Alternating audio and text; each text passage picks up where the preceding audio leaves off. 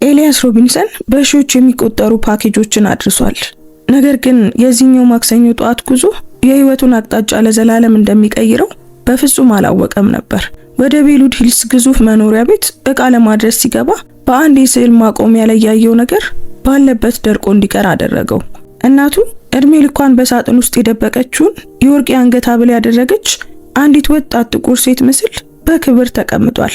ያለምንም ጥርጥር እርሷ ነበረች እናቱ። ኤልያስ በድንጋጤ ወደ ነጩ አዛውንት ቢሊየነር ዞር ብሎ በሚንቀጠቀጥ ድምፅ ጠየቀ፣ ጌታዬ፣ የእናቴ ምስል በቤቱ ግድግዳ ላይ ምን ይሰራል? ይህ አንድ ጥያቄ ብቻ አልነበረም። ለ20 ዓመታት ተቀብሮ ይኖረን ታላቅ ሚስጥር የሚሰብር ፈንጂ ነበር። የዚህ ሽማግሌ ቢሊየነርና የኤልያስ እናት ግንኙነት ምን ነበር? ለምንድነው እናቱ ይህንን ማንነቷን ደብቃ በድህነት ያሳደገችው? ይህ እውነት ሲጋለጥስ በቢሊዮኖች የሚቆጠር ሀብት ባላቸው ወራሾችና በአንድ ተራ ምስኪን ተላላኪ ወጣት መካከል ምን አይነት ደም አፋሳሽ ጦርነት ይነሳ ይሆን? ይህንን በሚስጥር ተጀምሮ በድል የሚጠናቀቀውን ልብ አንጠልጣይ ታሪክ እስከ መጨረሻው ተከታተሉት። ሰላም ውድ ቤተሰቦቻችን እንደምን አላችሁ? ታሪኩን ከመጀመራችን በፊት እስኪ ይህንን ታሪክ በየትኛው የዓለም ክፍል ሆናችሁ እየተከታተላችሁት እንደሆነ ኮሜንት ላይ ጻፉልን። የሁላችሁንም ማወቅ እንፈልጋለን። ያላችሁበትን ሀገር ወይም የከተማችሁን ስም ንገሩን። እንደዚህ አይነት ታሪኮችን መስማት የምትወዱ ከሆነ ደግሞ አሁኑኑ ሰብስክራይብ በማድረግ ቤተሰባችንን ተቀላቀሉ። ትንሽ ደግነት ትልቅ ለውጥ ታመጣለች ብላችሁ የምታምኑ ከሆነ ላይክ አድርጋችሁ ጀምሩት። የእናንተ አንድ ላይክ ለቻናላችን እድገት ትልቅ ዋጋ አለው። በየቀኑ ወደ እናንተ የምናደርሳቸው አዳዲስ ታሪኮች እንዳያመልጧችሁ የደውል ምልክቱን ተጫኑ። አሁን በቀጥታ ወደ ታሪካችን እንመለስ። የደውል ሰዓቱ ልክ 11 ሰዓት ላይ ሲጮህ ኤልያስን በቂ ካልሆነው እንቅልፍ ውስጥ ጎትቶ አወጣው። በአንድ የደከመ እጁ ቁልፉን መታ አድርጎ በትንሿ መኝታ ቤቱ ጨለማ ውስጥ ቀና ብሎ ተቀመጠ። በቀጫጭን ግድግዳዎች በኩል እናቱ ቀጣይ ባለው ክፍል ውስጥ ስትስል ይሰማው ነበር። እያንዳንዱ ሳል ደረቱን ያጠብቀው ነበር። ኤልያስ ፊቱን አሻሸና ተነስቶ በትንሿ ቤታቸው ውስጥ በዝምታ ተንቀሳቀሰ። ቦታው ያን ያህል ትልቅ አልነበረም። ሙቀቱ በቅጡ የማይሰራበትና ጎረቤቶቹ ያልተለመደ ሰዓት በሚንቀሳቀሱበት ህንጻ ውስጥ ያሉ ሁለት መኝታ ቤቶች ነበሩ፣ ግን የራሳቸው ነበር። ወደ እናቱ ክፍል ሲመለከት ሲሞን በዚህ አስቸጋሪ ሰዓት እንኳን በትራስ ተደግፋ በላምፕ ብርሃን ስታነብ አገኛት። ማማ መተኛት ነበረብሽ እኮ አላት ኤልያስ ከደጃፉ ላይ ቆሞ። ሲሞን ቀና ብላ ፈገግ አለችለት። ምንም እንኳን ከፈገግታዋ ጀርባ ድካሙ ቢታይም ገና የ47 ዓመት ሴት ብትሆንም በሆስፒታል የጽዳት ሰራተኛነት በምታሳልፋቸው ረጅም ፈረቃዎችና ዶክተሮች እስካሁን ስም ሊሰጡት ባልቻሉት ምክንያት ከቅርብ ጊዜ ወዲህ በእድሜ የገፋች ትመስላለች። ይህንን የምትለው ሁለት ስራ እየሰራህና የሌሊት ትምህርት የምትማረው ልጅ ነህ ስትል መለሰችለት። ስለኔ አትጨነቅ፣ አንተ ከሄድክ በኋላ አርፋለሁ። ኤልያስ ሊከራከራት ፈልጎ ነበር፣ ነገር ግን ክርክሩ የትም እንደማያደርሰው ያውቃል። እናቱ ሁልጊዜ እንደዚህ ናት፣ ኩሩና ሚስጥራዊ፣ በጣም በሚያስፈልጋት ጊዜ እንኳን እርዳታን የማትጠይቅ። ጠንክራ ስትሰራ አይቷት ነው ያደገው። ሁልጊዜም እንደ ጋሻ በምትሸከመው በዚያ ዝምተኛ ክብር ታጅባ መቼም ቅሬታ አታቀርብም። ከየት እንደመጣች ወይም ለምን ሌላ ቤተሰብ እንደሌላቸው መቼም አትገልጽም። ዓለምን ለመጋፈጥ ሁለቱ ብቻቸውን ነበሩ። እናም ከቅርብ ጊዜ ወዲህ የሕክምና ክፍያዎቹ መከመር እስከሚጀምሩ ድረስ ያ ብቻ በቂ ነበር። ኤልያስ ግንባሯን ስሞ ወደ ንጋቱ ቅዝቃዜ ወጣ። ያረጀችው ሆንዳ ሲቪክ መኪናው በሶስተኛው ሙከራ ተነሳች እና በባዶ መንገዶች ወደ ማከፋፈያ ማዕከሉ ነዳ። የኮሌጅ ህልሙን በህይወት ለማቆየት እየሞከረ የሚያገኘውን ማንኛውንም ፈረቃ እየወሰደ በኩዊክ ሽፍት ማቅረቢያ ውስጥ ከ2 ዓመት በላይ ሰርቷል። በማህበረሰብ ኮሌጅ ውስጥ በሳምንት 2 ጊዜ የቢዝነስ ማኔጅመንት ትምህርቶችን ይወስዳል። $15 የሚያወጡ ከከፍተኛ ተማሪዎች የተገዙ ያገለገሉ መጽሐፍት፣ በማቅረቢያዎች መካከል በመኪና ማቆሚያ ቦታዎች የሚጻፉ ድርሰቶች።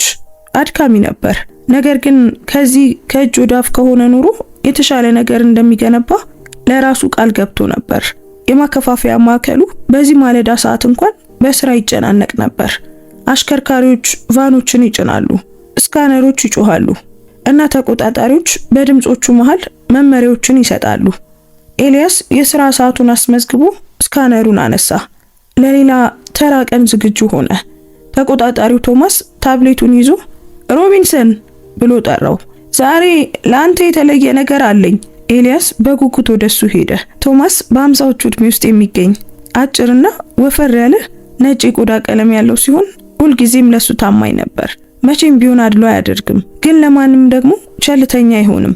ምንድነው? የመጨረሻ ደቂቃ አቅርቦት። በቤሉድ ሂልስ ውስጥ የሚገኝ የግል ግቢ፣ ትልቅ ቤት እና ብዙ ገንዘብ። ቶማስ ድምፁን ቀነስ አደረገ። ሲስተሙ እንደ ልዩ ባለስልጣን አቅርቦት ምልክት አድርጎበታል። ብዙውን ጊዜ ይህ ማለት ከከፍተኞቹ ሰዎች አንዱ ነው የሚይዘው፣ ግን አሁን ሁሉም ተይዘዋል።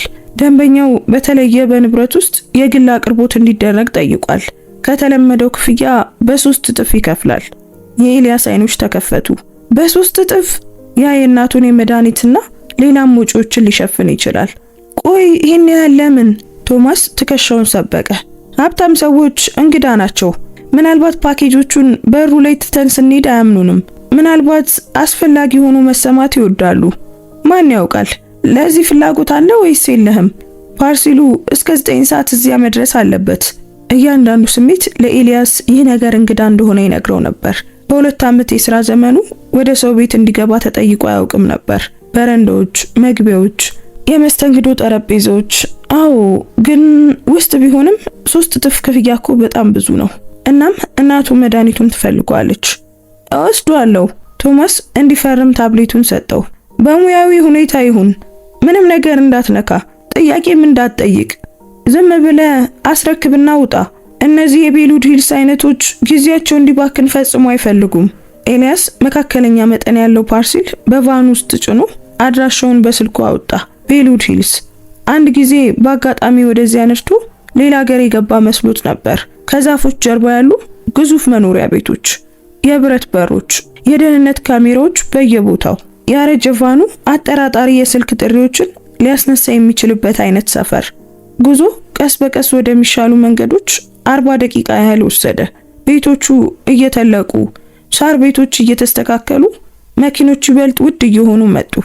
ኤልያስ ወደ ዊሎ ብሩክ ሌን ሲታጠፍ ሙሉ በሙሉ ከቦታው ውጪ እንደሆነ ተሰማው።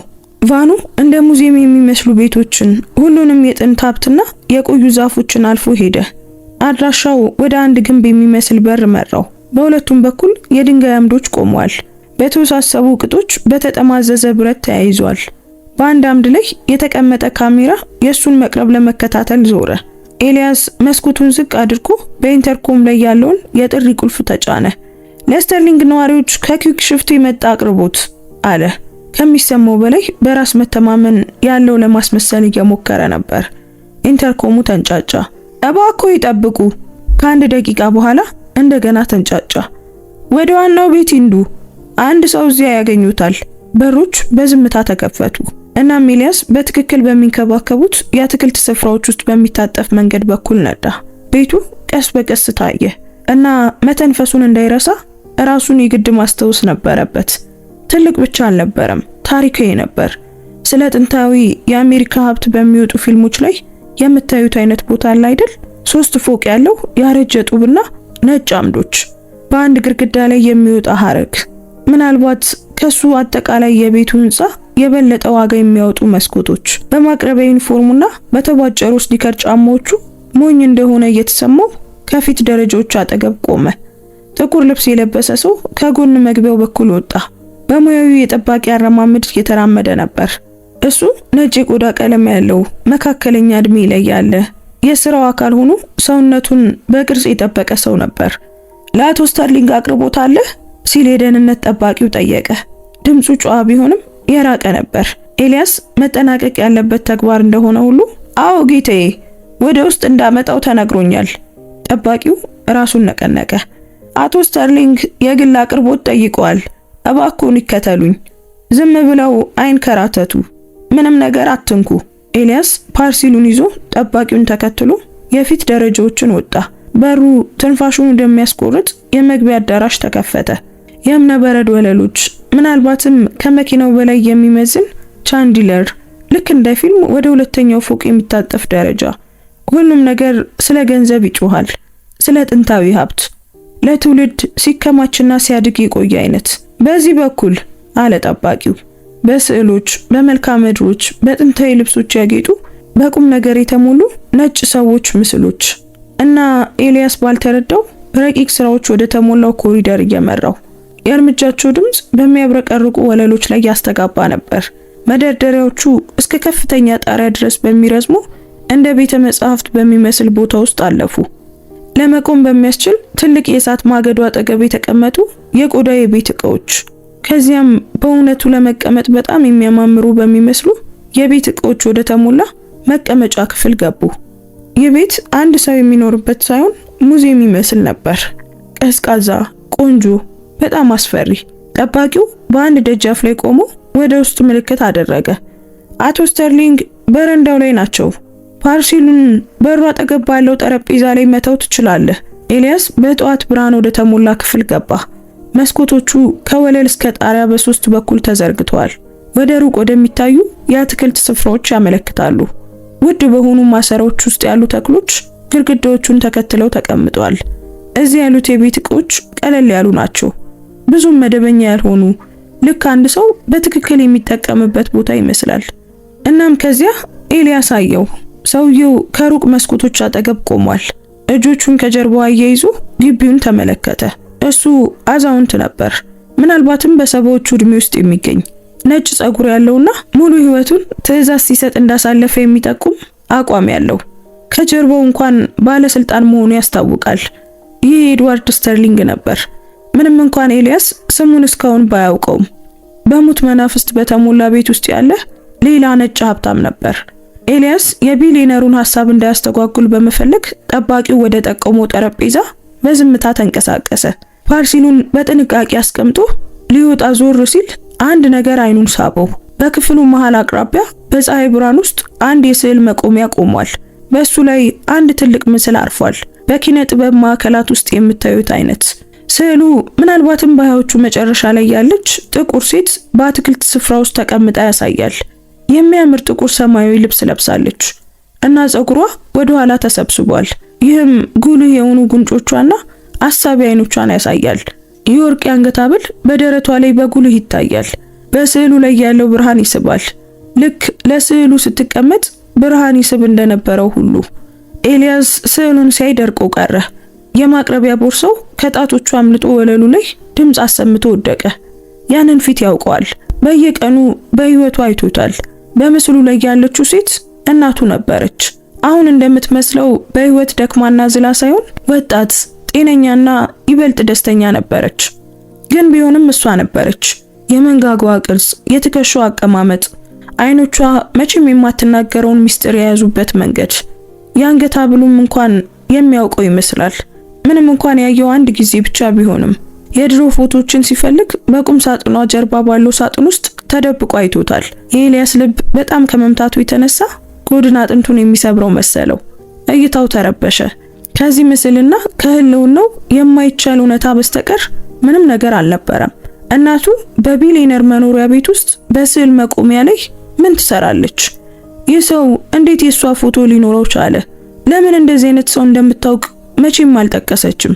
ጌታዬ፣ ቃሉ የታነቀ ይመስል ከሹክሹክታ ትንሽ ከፍ ብሎ ወጣ።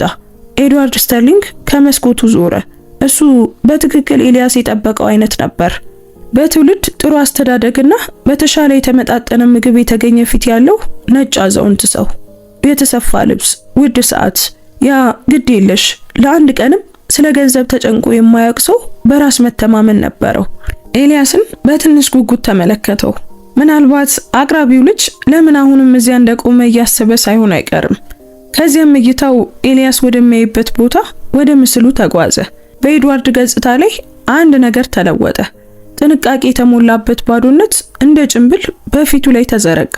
ጌታዬ አለ ኤልያስ እንደገና። በዚህ ጊዜ ግን ትንሽ ከፍ ባለ ድምጽ ነበር። ድምፁ ይንቀጠቀጣል።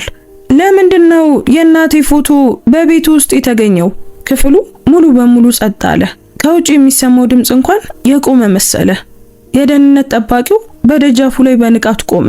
ኤድዋርድ ስተርሊንግ ሲያደርገው ከነበረው እንቅስቃሴ በአንዱ እጁ ትንሽ እንደተነሳ ደርቆ ቀረ። ለረጅም ጊዜ ማንም አልተንቀሳቀሰም። ከዛም የኤድዋርድ አይኖች ከስዕሉ ወደ ኤልያስ ፊት ተዘዋወሩ። ለመጀመሪያ ጊዜ በትክክል ተመለከተው። ኤልያስ በእነዚያ አሮጌ አይኖች ውስጥ አንድ ነገር ሲንቀሳቀስ አየ። እውቅና፣ ፍርሃት፣ ከሁለቱም የሚበልጥ ትልቅና ውስብስብ የሆነ ነገር። እናቴ አለ ኤድዋርድ በቀስታ። ጥያቄ አይደለም፣ ሙሉ ለሙሉ የተጨረሰ አረፍተ ነገርም አይደለም። አዎ። ኤልያስ በሚንቀጠቀጥ እጁ ወደ ምስሉ አመለከተ። እሷ እናቴ ነች፣ ሲሞን ሮቢንሰን። ለምን የሷ ምስል እዚህ ተሰቀለ? የኤድዋርድ ፊት ነጣ። ምስሉን ልክ መቼም እንዳልዳነ ቁስል ተመለከተው። ከዛም ወደ ኤልያስ ሊረዳው በማይችለው ስሜት ተመለከተ። ዝምታው በመካከላቸው ተንሰራፋ። እስካሁን ቃላት ባልወጡላቸው ትርጉሞች ከብዶ ነበር። የደህንነት ጠባቂው አንድ እርምጃ ወደፊት መጣ። ጌታዬ፣ ላስወጣው? ኤድዋርድ ጠባቂውን በእርምጃው መካከል ለማቆም በአንድ እጁ ምልክት ሰጠው። ይህ ከሱ የታየ የመጀመሪያው እውነተኛ ስሜት ነበር። በዚያ የቢሊየነር መረጋጋት ውስጥ ያለ ትንሽ ስንጥቅ። አይ ባለህበት ቆይ። ግን ጌታዬ፣ ቆይ እያልኩ እኮ ነው። የኤድዋርድ ድምፅ ለብዙ አስርት ዓመታት ያለምንም ጥያቄ በመታዘብ የመጣ ክብደት ነበረው። ጠባቂው ደረቀ። ኤድዋርድ ወደ ኤልያስ ዞር አለ።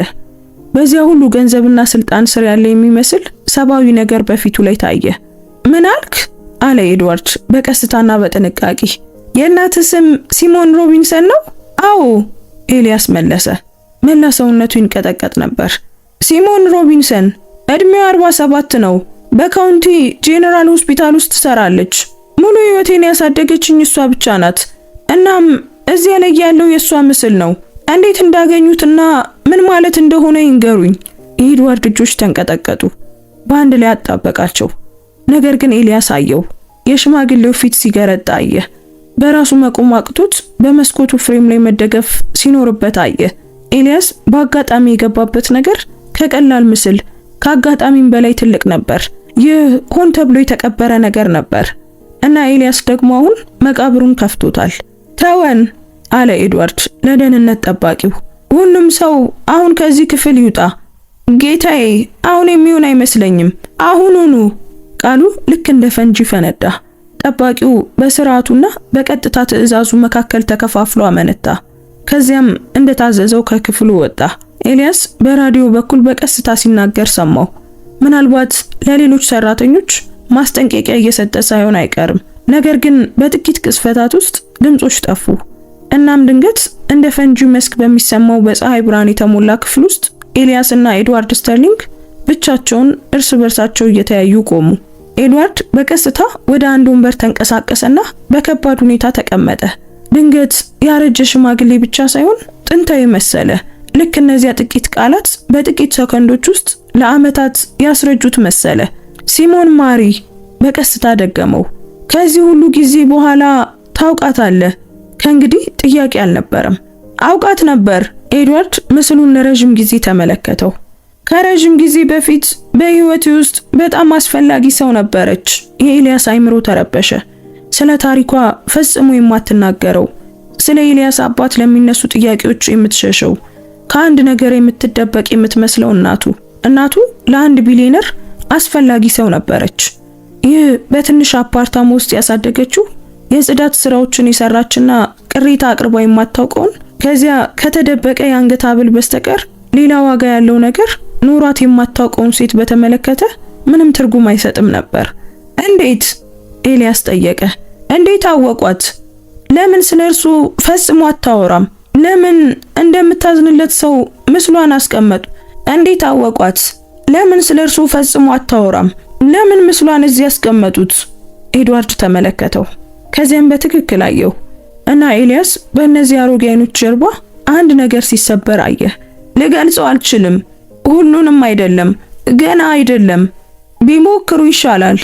አንድ ጊዜ ትሰራልኝ ነበር። ብሩህና መርህ ያላት ነበረች። በዙሪያ ያለ ሁሉ በገንዘብና በስልጣን በታወረበት ጊዜ እሷ ነገሮችን በግልጽ ታይ ነበር። ከነበርኩት የተሻለ እንደሆነ አደረገችኝ። የኤድዋርድ ድምጽ ተሰነጠቀ። እና ከዚያ ጠፋች። ኤልያስ ራሱን ነቀነቀ። አልጠፋችም። እዚህ 30 ማይል ርቀት ላይ እየኖረች እኔን እያሳደገች ነበር። ሙሉን ጊዜ እዚህ ነበረች። ፈለኳት።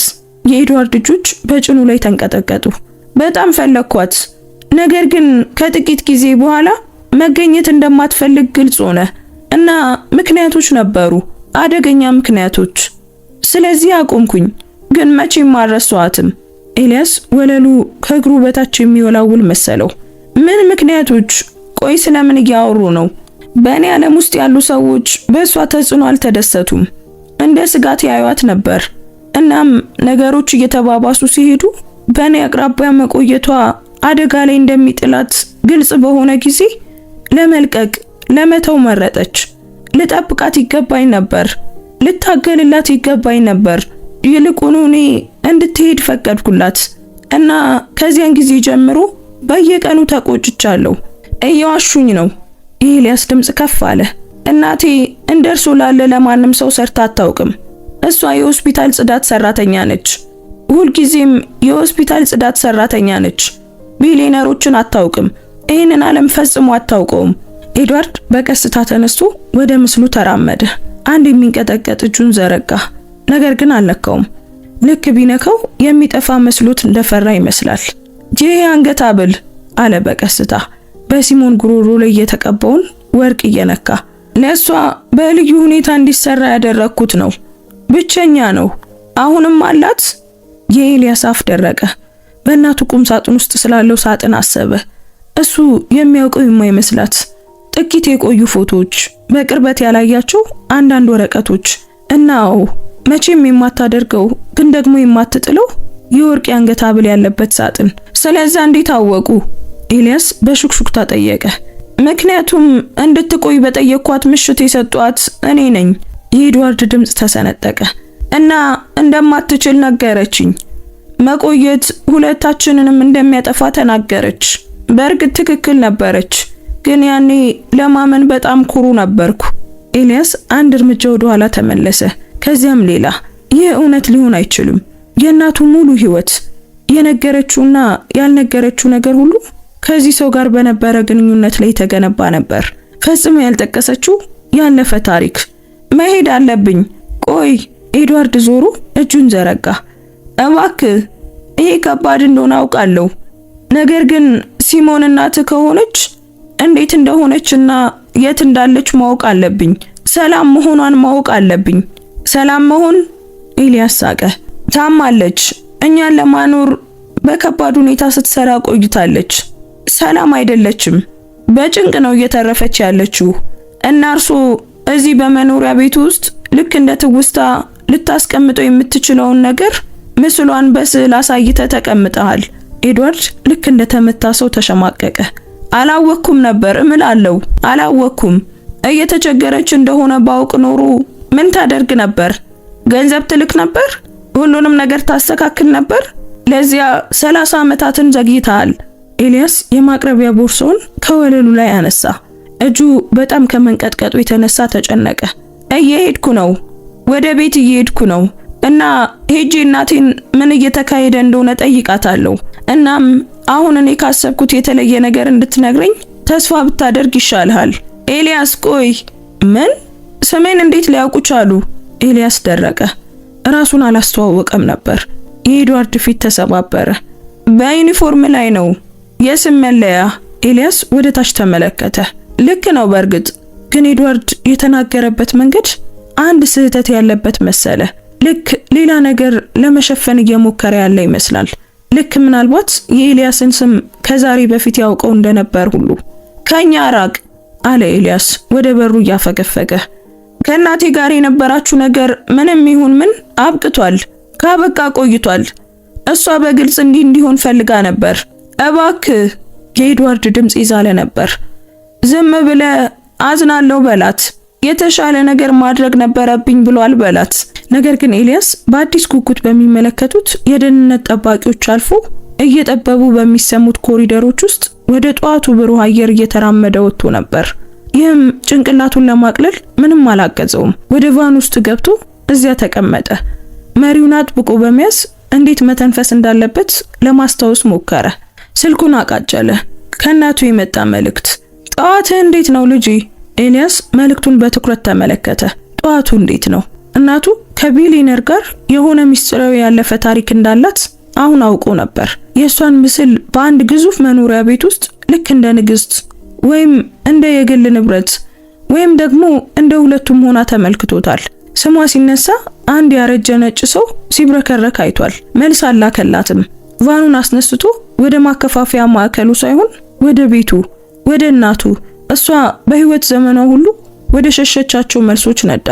ከኋላ በመኖሪያ ቤት ውስጥ ኤድዋርድ ስተርሊንግ ከ10 ዓመታት በፊት ባጣት ሴት ምስልና ልጁ አሁን ወጥቶ በሄደበት ባዶ ደጃፍ ላይ በረንዳ ውስጥ ቆሞ ነበር። በሚንቀጠቀጥ እጆቹ ስልኩን አውጥቶ ደወለ። ስለ ሲሞን ሮቢንሰን እና ስለ ልጇ ኤሊያስ የምትችለውን ሁሉ እንድታገኝልኝ እፈልጋለሁ አለ በቀስታ። ሁሉንም ነገር፣ የት እንደሚኖሩ፣ እንዴት እንደሆኑ፣ ምን እንደሚያስፈልጋቸው እና ሁሉንም ነገር በሚስጥር አድርገው፣ ማንም ማወቅ የለበትም። ስልኩን ዘጋና ወደ ምስሉ ተመለከተ። ልጠብቅሽ ይገባ ነበር ብሎ በስዕሉ ላይ ላለው ፊት አንሾካሾከ። ይበልጥ ደፋር መሆን ነበረብኝ። በጣም አዝናለሁ።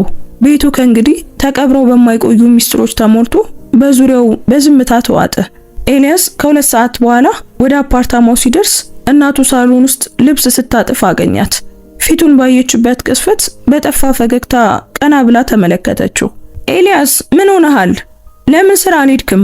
አሁንም በሚንቀጠቀጡ እጆቹ ስልኩን አውጥቶ በረንዳ ውስጥ በፍጥነት ያነሳውን ፎቶ አሳያት። ምስሉን፣ የወጣትነት ፊቷን፣ የአንገት ሐብሉን። የሲሞን መረጋጋት ተሰባበረ። ስታጥፈው የነበረው ፎጣ ወለሉ ላይ ወደቀ። ፊቷ ገረጣ። መተንፈስ እንዳቃተው ሰው በአንድ እጇ ደረቷን ይዛ ሶፋው ላይ በድንገት ተቀመጠች። ይሄንን ከየት አገኘኸው? በሹክሹክታ ጠየቀች። በቤሉድ ሂልስ ከሚገኝ አንድ መኖሪያ ቤት፣ የአንድ ቢሊየነር ቤት፣ የኤድዋርድ ስተርሊንግ ቤት። ኤሊያስ ስሙ ሲነሳ ስትደነግጥ ተመለከታት። ታውቂዋለሽ? ታውቂው ነበር።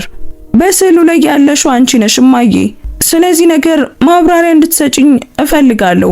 ምክንያቱም እኔ አንድ ፓርሲል አድርሼ ሙሉ ህይወቴ ውሸት ሊሆን እንደሚችል አውቄያለሁ። ሲሞን እንባ በጉንጮቿ ላይ እየፈሰሰ ፎቶን በትኩረት ተመለከተች። ለረጅም ጊዜ አልተናገረችም። በመጨረሻም ስትናገር ድምጿ በጣም ዝቅተኛ ስለነበር ኤሊያስ ለመስማት ወደሷ መጠጋት ነበረበት። ስለሱ መቼም እንዳታውቅ ጸልይ ነበር። ለምን? ቆይ እሱ ማን ነው? እንዴት አወቅሽው? ከእንግዲህ ምንም ነገር ትርጉም የለውም። ለኔ ግን ትርጉም አለው እማዬ። የኤሊያስ ድምጽ ጠበቀ። አንድ የማላውቀው ሰው ባንቺ ፎቶ ላይ ሲያለቅስ አየው። ስምሽ ሲጠራ ሲንቀጠቀጥ አየሁት። በሁለታችሁ መካከል ምንድነው የተፈጠረው? ሲሞን ቀና ብላ ተመለከተችው። እናም ኤሊያስ ቀደም ብሎ አይቶት የማያውቀውን ነገር በአይኖቿ ውስጥ አየ። ፍርሃት፣ እውነተኛ የሆነ ትልቅ ፍርሃት። ያ ሰው ህይወቴን ያጠፋል ኤሊያስ። መልካም ሲያስብ እንኳን ለመርዳት በሚያምንበት ጊዜም እንኳን የሚነካው ነገር ሁሉ ውስብስብና አደገኛ ይሆናል። ስለዚህ በደንብ አታውቂውም ነበር ማለት ነው? አውቀው ነበር። በእጇ ጀርባ አይኖቿን ጠረገች። ከረጅም ጊዜ በፊት፣ አንተ ከመወለድ በፊት ቅርብ ነበርን፣ በጣም ቅርብ። እናም በእሱ ዓለም ውስጥ መቆየት ምን ሊያስከፍል እንደሚችል ስረዳ እኔ ከዛ ዓለም ወጣው። በእኔ ምክንያት መሄድ ነበረብኝ። የሲሞን ዝምታ በቂ መልስ ነበር። ኤሊያስ አእምሮ እየተናወጠ ከጎኗ ተቀመጠ። እማዬ ምንድነው ያልነገርሽኝ? እጁን አጥብቃ ይዛ ጨመቀችው። አንድ ነገር ቃል እንድትገባልኝ እፈልጋለሁ። ወደዚያ ቤት መቼም ላለመመለስ ቃል ግባልኝ። ዛሬ ያየኸውን ነገር ሁሉ ለመርሳት ቃል ግባልኝ። ያ ሰው ለጥሩ ምክንያቶች የቀበርኩት ያለፈ ታሪክ አካል ነው። ስሜን ያውቀዋል። ያንቺን ምስል ደግሞ ይዟል። በህይወቱ ውስጥ በጣም አስፈላጊ ሰው እንደነበርሽ ተናግሯል። ይሄንን ቆይ እንዴት እንድረሳው ትጠብቂያለሽ? አይ መርሳት አለብህ ልጄ፣ መርሳት መቻል አለብህ። ሲሞን ሙሉ በሙሉ ወደሷ ዞረች። እናም በድምጿ ውስጥ ብረት የመሰለ ጥንካሬ ነበር። አሁን በደንብ ስማኝ ኤሊያስ፣ ያንን ዓለም የተውኩት አንተን ለመጠበቅ ነው። ወደዚህ ነገር ከቆፈርክ፣ ትርጉም ለመስጠት ከሞከርክ፣ ዝግ ሆነው ሊቆዩ የሚገባቸውን በሮች ትከፍታለህ። እባክህ እመነኝ። ነገር ግን ኤሊያስ ከዚህ በፊት ለማየት በጣም ትንሽ ወይም በጣም አይነ ስውር የነበረባቸውን ቁርጥራጮች አሁን እያያቸው ነበር። እናቱ ስለ አባቱ መቼም አለማውራቷ፣ የመደበቅ ያህል ሁልጊዜም ከእውቀቷ ደረጃ በታች የሆኑ ስራዎችን መስራቷ፣ የድሮ ጓደኞቿ፣ የቤተሰብ ፎቶዎች፣ ከሱ ዕድሜ በላይ የሚሄድ ያለፈ ታሪክ አለመኖሩ። እሷ ከአንድ ነገር ከአንድ ሰው እየሸሸች ነበር፣ ከኤድዋርድ ስተርሊንግ። በዚያ ምሽት ኤሊያስ በረንዳ ውስጥ የነበረውን እያንዳንዱን ቅስፈት በጭንቅላቱ እያመላለሰ ጣሪያውን እያየ አልጋ ላይ ተኝቶ ነበር። ኤልያስ የሲሞን ስም ሲጠራ የኤድዋርድ ምላሽ፣ አዛውንቱ ምስሉን ልክ በአካል እንደሚጎዱ አድርጎ ያዩበት መንገድ፣ የሚንቀጠቀጡ እጆች፣ ያ ያልበሰለው ይቅርታው እና ኤልያስ ሳይናገረው ሲሞን በአደጋ ምክንያት እንደጠፋች ያወቀበት መንገድ፣ ለአንድ ሰው ጥበቃ ሲባል ጥላ እንደሄደች። ኤልያስ ስልኩን አውጥቶ መፈለግ ጀመረ። ኤድዋርድ ስተርሊንግ የሚለው ስም በመቶዎች የሚቆጠሩ ውጤቶችን አመጣ። ከሪል ስቴት እስከ ቴክኖሎጂ ድረስ በሁሉም ነገር ውስጥ የሚሳተፈው የግዙፉ ስተርሊንግ ኢንዱስትሪዎች ዋና ስራ አስፈጻሚ፣ በቢሊዮኖች የሚቆጠር የተጣራ ሀብት፣ የበጎ አድራጎት ባለሙያ፣ ፖሊሲንና የህዝብ አስተያየትን ለመቅረጽ የሚያስችል ኃይል ያለው ሰው፣ ችግሮችን ወይም ሰዎችን እንዲጠፉ ሊያደርግ የሚችል አይነት ሰው። ኤልያስ የእናቱን ስም የሚጠቅስ ነገር ካለ ለመፈለግ ሞከረ፣ ግን ምንም አላገኘም። ልዩነቶች፣ እያንዳንድ ሴቶች ስሞች፣ ማንኛውንም ነገር ሞከረ። አሁንም ምንም የለም። በመካከላቸው የነበረው ማንኛውም ግንኙነት ከህዝብ መዝገብ ላይ በጣም በሚገርም ሁኔታ ስለተፋቀ ፈጽሞ እንደሌለ ተደርጎ ሊቆጠር ይችል ነበር። ግን ደግሞ ነበር። ምስሉ ያረጋግጣል። የአንገት ሐብሉ ይናገራል። የኤድዋርድ ምላሽ ያረጋግጣል። እናም ኤልያስ ይህ ምን ማለት እንደሆነ የሚገርም ጥርጣሬ ነበረው። እናቱ የማታረጋግጥለት፣ ኤድዋርድም ያልካደው ጥርጣሬ፣ ሲሞን ለምን እንደሸሸች የሚገልጽ ጥርጣሬ፣ ለምን እንደተደበቀች። አንድ ስልክ ለኤድዋርድ ስተርሊንግ መደወል ያጋጠማቸውን ችግር ሁሉ ሊፈታው በሚችልበት ሁኔታ ለምን ኤልያስን በድህነት ውስጥ ብቻዋን እንዳሳደገችው የሚገልጽ ጥርጣሬ። ስልኩ ላይ የማይታወቅ ቁጥር ጠራ። ኤልያስ ሊዘጋው ጥቂት ቀርቶት ነበር። ነገር ግን አንድ ነገር እንዲያነሳው አደረገው። ኤልያስ ሮቢንሰን አለ አንድ የወንድ ሙያዊ ድምጽ። ግልጽና ገለልተኛ ነበር። ማን ልበል? ስሜ ሮበርት ቫንስ ይባላል። የአቶ ስተርሊንግ ጠበቃ ነኝ። እርሶን በሚስጥር እንዳገኝ ጠይቀውኛል። ኤልያስ አልጋው ላይ ቀና ብሎ ተቀመጠ። ይሄንን ቁጥር እንዴት አገኙት? አቶ ስተርሊንግ ብዙ የመረጃ ምንጮች አሏቸው። እባክዎን አይደንግጡ። እሳቸው በቀላሉ እርሶና እናቱ ደህና መሆናቸውን ማረጋገጥ ብቻ ነው የሚፈልጉት። ምንም አይነት ቅድመ ሁኔታ የሌለው የገንዘብ እርዳታ ለመስጠት ዝግጁ ናቸው። የእሱን ገንዘብ አንፈልግም። ይህ ከባድ እንደሆነ እረዳለሁ። ነገር ግን አቶ ስተርሊንግ በእውነት ተጨንቋል። እናቱ የሕክምና እርዳታ የሚያስፈልጋቸው ከሆነ መከፈል ያለባቸው ሂሳቦች ካሉ መርዳት ይፈልጋሉ። ለምን? ኤልያስ ጠየቀ። ለምንድነው ግድ የሚሰጠው? በሌላኛው በኩል ዝምታ ሰፈነ። ምክንያቱን የሚያውቁት ይመስለኛል። ተናገር፣ ምክንያቱ ምን እንደሆነ ተናገር። ያ በእርሱ በእናቱና በአቶ ስተርሊንግ መካከል ያለ ጉዳይ ነው። እኔ ያለሁት እርዳታውን የሚቀበሉ ከሆነ ለማመቻቸት ብቻ ነው። የኤልያስ እጅ ስልኩን አጥብቆ ያዘ። ለአቶ ስተርሊንግ ከኛ እንዲርቅ ንገሩት። ከሱ ምንም አይነት ነገር እንደማንፈልግ ንገሩት። ለኛ ግድ እስኪሰጠው ድረስ 30 ዓመታትን እንደዘገየ ንገሩት። ስልኩን ዘጋውና ወዲያውኑ ተቆጨ። ገንዘቡን ስላልፈለገ ሳይሆን ኤድዋርድ ፍለጋውን እንዲቀጥል ትክክለኛ መሆኑን ስላረጋገጠለት ነው። ኤልያስና ሲሞን መፈለግ የሚገባቸው መሆናቸውን ስላረጋገጠ። በሌላኛው የከተማው ክፍል በገዛ መኝታ ቤት ውስጥ ኤድዋርድ ስተርሊንግ በጨለማ ውስጥ ተቀምጦ የጠበቃው መረጃ በአይምሮ ውስጥ ያስተጋባ ነበር። ኤልያስ እርዳታውን አልተቀበለም። ሲሞን በግልጽ ምንም አይነት ግንኙነት አልፈለገችም። ሆኖም ግን ኤድዋርድ ሊተወው አልቻለም። በመጨረሻ ባገኛቸው ጊዜ የኤልያስን ፊት አይቶ በደንብ የሚያውቃቸውን መልእክቶች በተረዳበት ጊዜ በዚያ ቀን ከሰዓት በኋላ ያስጀመረውን የግል ምርመራ ሪፖርት አወጣ። ኤልያስ በስራ ላይ እያለ ሲሞን ከአፓርታማቸው ስትወጣ የሚያሳዩ ፎቶዎች፣ ስለ ስራዋ፣ ስለ ሕክምናዋ ሁኔታ፣ ስለ ፋይናንስ ችግራቸው የሚገልጽ መረጃ። ሲሞን የመጥፋት ምርጫዋን በማክበር ኤድዋርድ ያጣው ነገር ሁሉ። እናም እዚያ ከሪፖርቱ ጋር ተያይዞ በታሸገ ኢንቨሎፕ ውስጥ የጠየቀው ውጤት ነበር። ኤልያስ በበረንዳው ውስጥ ከነካው ነገር፣ ከቡና ስኒ ወይም ከበር እጀታ የተወሰደ የዲኤንኤ ምርመራ ከኤድዋርድ የዘረመል መግለጫ ጋር የተነጻጸረበት። ኤድዋርድ ሲከፍተው እጆቹ ይንቀጠቀጡ ነበር። ነገር ግን ምን እንደሚል ቀድሞውኑ ያውቃል። የኤልያስን ፊት ባየበት ቅስፈት አውቋል። የሲሞንን መልክ ከራሱ ጋር ተቀላቅሎ ሲያይ ለ19 ዓመታት ተደብቆ የቆየውን እውነት አውቆት ነበር። ሰነዱ በሕክምና ትክክለኛነቱን አረጋገጠ። የአባትነት እድል 99.98%። ኤድዋርድ ወረቀቱን አስቀመጠና ፊቱን በእጆቹ ሸፈነ። ሲሞንን ያጣው ከራሱ ዓለም ሊጠብቃት በጣም ደካማ ስለነበረ ነው። አሁን ደግሞ መኖሩን እንኳን ባላወቀው ልጁ ምክንያት 19 ዓመታትን አጥቷል። የልደት ቀናት፣ የመጀመሪያ የትምህርት ቤት ቀናት፣ አባት አስፈላጊ የሆኑባቸው ሁሉም ቅስፈቶች ያለፉባቸው ዓመታት። እሱ በቅንጦት ውስጥ ሲኖር፣ ሲሞን ግን ብቻዋን የታገለችባቸው ዓመታት። በድህነት ውስጥ የሚያድግ ልጅ እንዳለው ሳያውቅ ልጠብቅሽ ይገባ ነበር ብሎ ለጨለመው እንደገና አንሾካሾከ። ነገር ግን በዚህ ጊዜ ያልተሳካለት በሲሞን ላይ ብቻ አልነበረም፣ በኤልያስ ላይም ጭምር ነበር። እናም አሁን ኤልያስ ጥያቄ ለመጠየቅ በቂ መረጃ ስላለው ሚስጥሩ እየተሰነጠቀ ስለሆነ የግድ ውጤቶች ይኖራሉ። የኤድዋርድ ሌሎች ልጆች በመጨረሻም እውነቱን ያውቃሉ። የንግድ ተቀናቃኞች በሀያላን ቤተሰቦች ውስጥ ማንኛውንም የድክመት ምልክት ለሚፈልጉ ሰዎች ጥሩ ይሆንላቸዋል።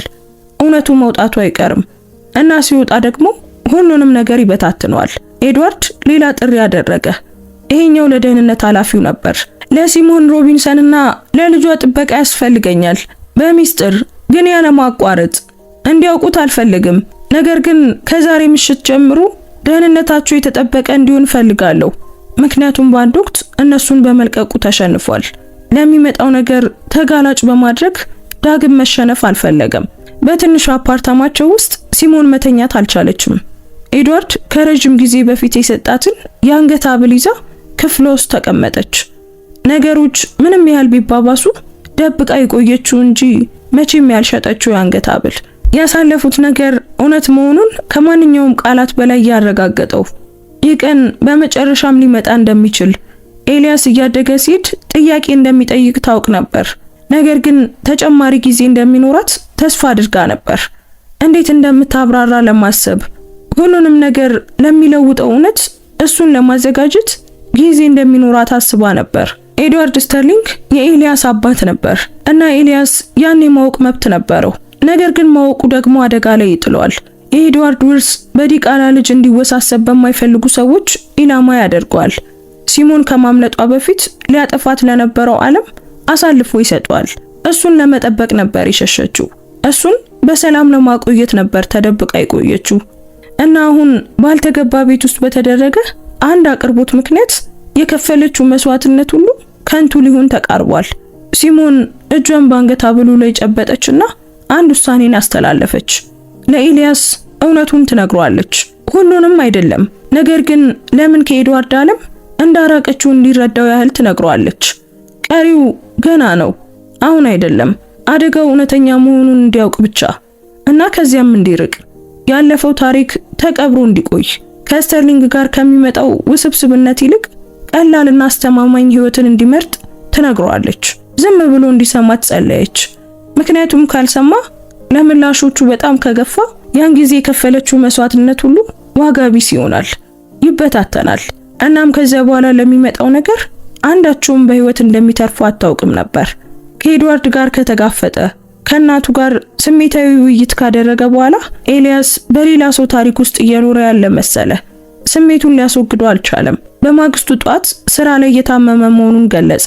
ይህንን ከዚህ በፊት አድርጎት አያውቅም እና ከትምህርት ቤት ጓደኛው በተዋሰው ላፕቶፕ በትንሿ የወጥ ቤት ጠረጴዛ ላይ ተቀመጠ። እናቱ ሁሉንም ነገር ካልነገረችው እሱ ራሱ ያገኘዋል።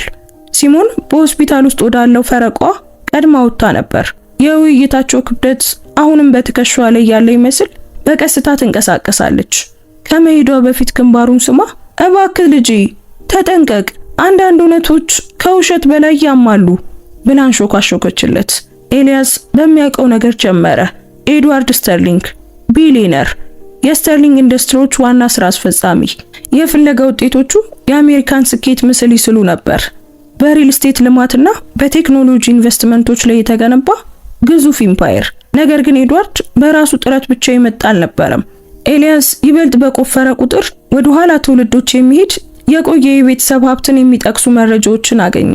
ስተርሊንጎች ከእርስ በርሱ ጦርነት በፊት ጀምሮ ሀያላን ነበሩ። ሀብታቸው ከባቡር ሀዲድ እስከ ባንክ ድረስ ባለው ነገር ሁሉ ላይ የተገነባ ነበር። የእናቱን ስም የሚጠቅስ ነገር ፈለገ። ሲሞን ሮቢንሰን በሚለው ስም ከስተርሊንግ ኢንዱስትሪዎች ጋር በተያያዘ ምንም አይነት ነገር አልመጣም። እናቱ አንድ ወይም ሁለት ጊዜ አልፎ አልፎ የጠቀሰቻቸውን የተለያዩ ስሞችና የአጻጻፍ ስልቶች ሞከረ። አሁንም ምንም ነገር ሊያገኝ አልቻለም። ነገር ግን ሰዎች ከኢንተርኔት ላይ ዝም ብለው አይጠፉም፣ ሙሉ በሙሉ አይጠፉም። በሲሞንና በኤድዋርድ መካከል የነበረው ግንኙነትን ለመቅበር አንድ ሰው ጠንክሮ ሰርቷል። ኤልያስ ዘዴውን ቀይሮ እናቱ በ20ዎቹ ዕድሜ ውስጥ የምትሆንበትን ከ20 እስከ 25 ዓመት በፊት የነበሩ የድሮ የዜና ዘገባዎች መፈለግ ጀመረ። ያልተለመደ ነገር በመፈለግ ለስተርሊንግ ኢንዱስትሪዎች ፍለጋውን አጠበበ።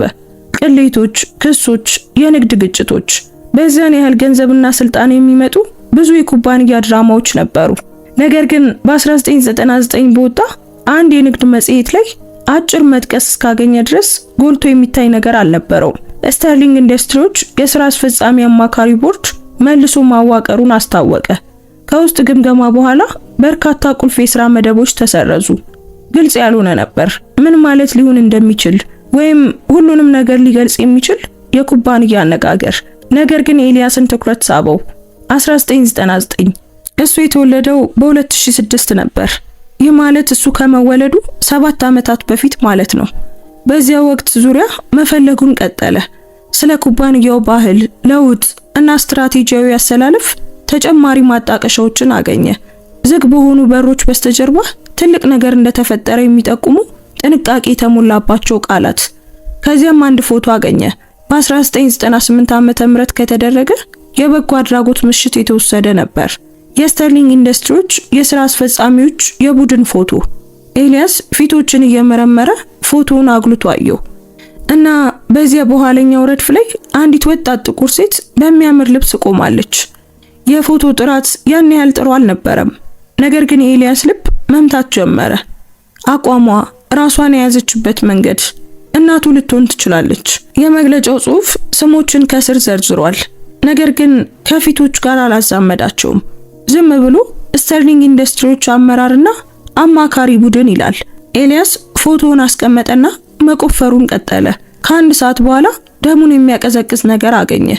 ለ2000 ዓመተ ምህረት የተቃረበ የታሸገ ክስ፣ ዝርዝሮቹ በሕግ ጥበቃ የተደበቁ። ነገር ግን ተከሳሽና ከሳሽ ተዘርዝሯል። ስተርሊንግ ኢንዱስትሪዎች በሃሪሰን ሆልዲንግስ ላይ ማጠቃለያው የስም ማጥፋት፣ የኩባንያ ሰላይነት እና የታማኝነት ግዴታን መጣስን ይጠቅሳል። ኤልያስ ስለ ሃሪሰን ሆልዲንግስ ፈለገ። በ2001 የፈረስ ኩባንያ አገኘ። ነገር ግን ከዚያ በፊት በዚያ ገበያና ግብይት ላይ በማተኮር የስተርሊንግ ኢንዱስትሪዎች ዋነኛ ተፎካካሪ ነበሩ። ክሱ እንደሚያመላክተው ከሆነ ኤድዋርድ መረጃ ሰርቋል፣ እሱን ለማዳከም በኩባንያው ውስጥ ሰው ተክሏል ብሎ ከሷቸው ነበር። በእናቱ ላይ የደረሰው ያ ነበር። በሆነ የኩባንያ ጦርነት ውስጥ ገብታ ነበር። የኤልያስ ስልክ በድንገት ጮኸ። እንደገና የማይታወቅ ቁጥር። አመነታና መለሰው። ሄሎ ኤልያስ፣ ሮበርት ቫንስ ነኝ፣ የአቶ ስተርሊንግ ጠበቃ። እባክህን ስልኩን እንዳትዘጋው። ከሱ ምንም ነገር እንደማንፈልግ ነግሬዎታለሁ። የደወልኩት ስለ ገንዘብ አይደለም። አቶ ስተርሊንግ እንደገና ሊያገኙ ይፈልጋሉ። ሁለታችሁ ብቻ። ጠበቃ፣ የደህንነት ሰው የለም። ማወቅ የሚገቡ ነገሮች አሉ ብለዋል። እናቴ ከሱ እንድርቅ ነግራኛለች። እረዳሃለሁ። ነገር ግን ኤልያስ፣ እናት ስለ አደጋው የነገረች፣ ለምን እንደሄደች የነገረች ነገር አንተ ከምታስበው በላይ ውስብስብ ነው። አቶ ስተርሊንግ እዚህ ጠላት አይደሉም፣ መቼም አልነበሩም። ኤልያስ የእጅ ስልኩን አጥብቆ ያዘው። ታዲያ ማን ነው ጠላቱ? ዝምታ ሰፈነ። እሱም ሊያብራራልህ፣ ሊነግርህ፣ ሊያስረዳ የፈለገው ያንን ነው። ነገ ምሽት 1 ሰዓት ላይ በመኖሪያ ቤቱ ወይም ከፈለግ አንተ በምትመርጠው ቦታ ለደህንነት እንዲመች በህዝብ ፊት እንገናኝ። ኤልያስ ስለ እናቱ ማስጠንቀቂያ በአይኖቿ ውስጥ ስለነበረው ፍርሃት አሰበ። ነገር ግን ስለ ምስሉ፣ ስለ አንገት ሐብሉ ኤድዋርድ ልክ እንደ መናፍስት ያየው ስለነበረበት መንገድም አሰበ። ወደ መኖሪያ ቤቱ መጣለው። ነገር ግን ይህ ወጥመድ ከሆነ አይደለም፣ ቃል ገባልሃለሁ። አቶ ስተርሊንግ እውነቱን ብቻ ነው ሊነግሩ የፈለጉት። ስልኩ ከተዘጋ በኋላ ኤልያስ በዝምታ ተቀመጠ። ለእናቱ ስለ ስብሰባው ሊነግራት ይገባ ነበር። ፈቃዷን መጠየቅም ይገባው ነበር። ነገር ግን ምን እንደምትል ያውቃል። አትሂድ፣ ያለፈው ነገር ተቀብሮ ቢቆይ የተሻለ ነው ትለዋለች። እናም ኤልያስ ያንን ማድረግ አልቻለም። ከእንግዲህ አይችልም። ይህ ምንም እንኳን መኖሩን ባያውቅም የሱም ታሪክ ጭምር ነበር። በዚያ ምሽት ሲሞን ከስራ ደክማ ስትመለስ ኤልያስ ስለ ጥሪው አልጠቀሰም። ይልቁኑ እራት እንድታዘጋጅ ረዳት። እናም በትንሿ ኩሽና ውስጥ ስትንቀሳቀስ አሁን በተለየ መንገድ ተመለከታት። ይህች እድሜ ልኳን እስከ መዛል ድረስ የሰራች እርዳታ ጠይቃ የማታውቅ ልጇ እንኳን ሊያያቸው በማይችል ሁኔታ ያለፈ ታሪኳ ላይ ግድግዳ የገነባች ሴት ይህን ሁሉ ያደረገችው እሱን ለመጠበቅ ነበር። ግን ከምን? በሚቀጥለው ምሽት ኤልያስ ወደ ቤሉድ ሂልስ ተመለሰ። በዚህ ጊዜ ራሱን ሳያስተዋውቅ በሮች ተከፈቱለት። ይጠብቁት ነበር። በዚያ የቀድሞ ቦታ ላይ አቆመ እና ልቡ በደረት ውስጥ እየመታ የፊት ደረጃዎችን ወጣ። ሮበርት ቫንስ በሩ ላይ ተቀበለው። በአምሳዎቹ ዕድሜ ውስጥ ያለ የብር ቀለም ጸጉር ያለውና የሌሎችን ሰዎች ችግር በመፍታት የሚመጣ የተረጋጋ በራስ መተማመን ያለው ነጭ ሰው ነበር። ኤልያስ ስለመጣ አመሰግናለሁ። ኤልያስ ስለመጣ አመሰግናለሁ። አቶ ስተርሊንግ በጽህፈት ቤታቸው ውስጥ ናቸው።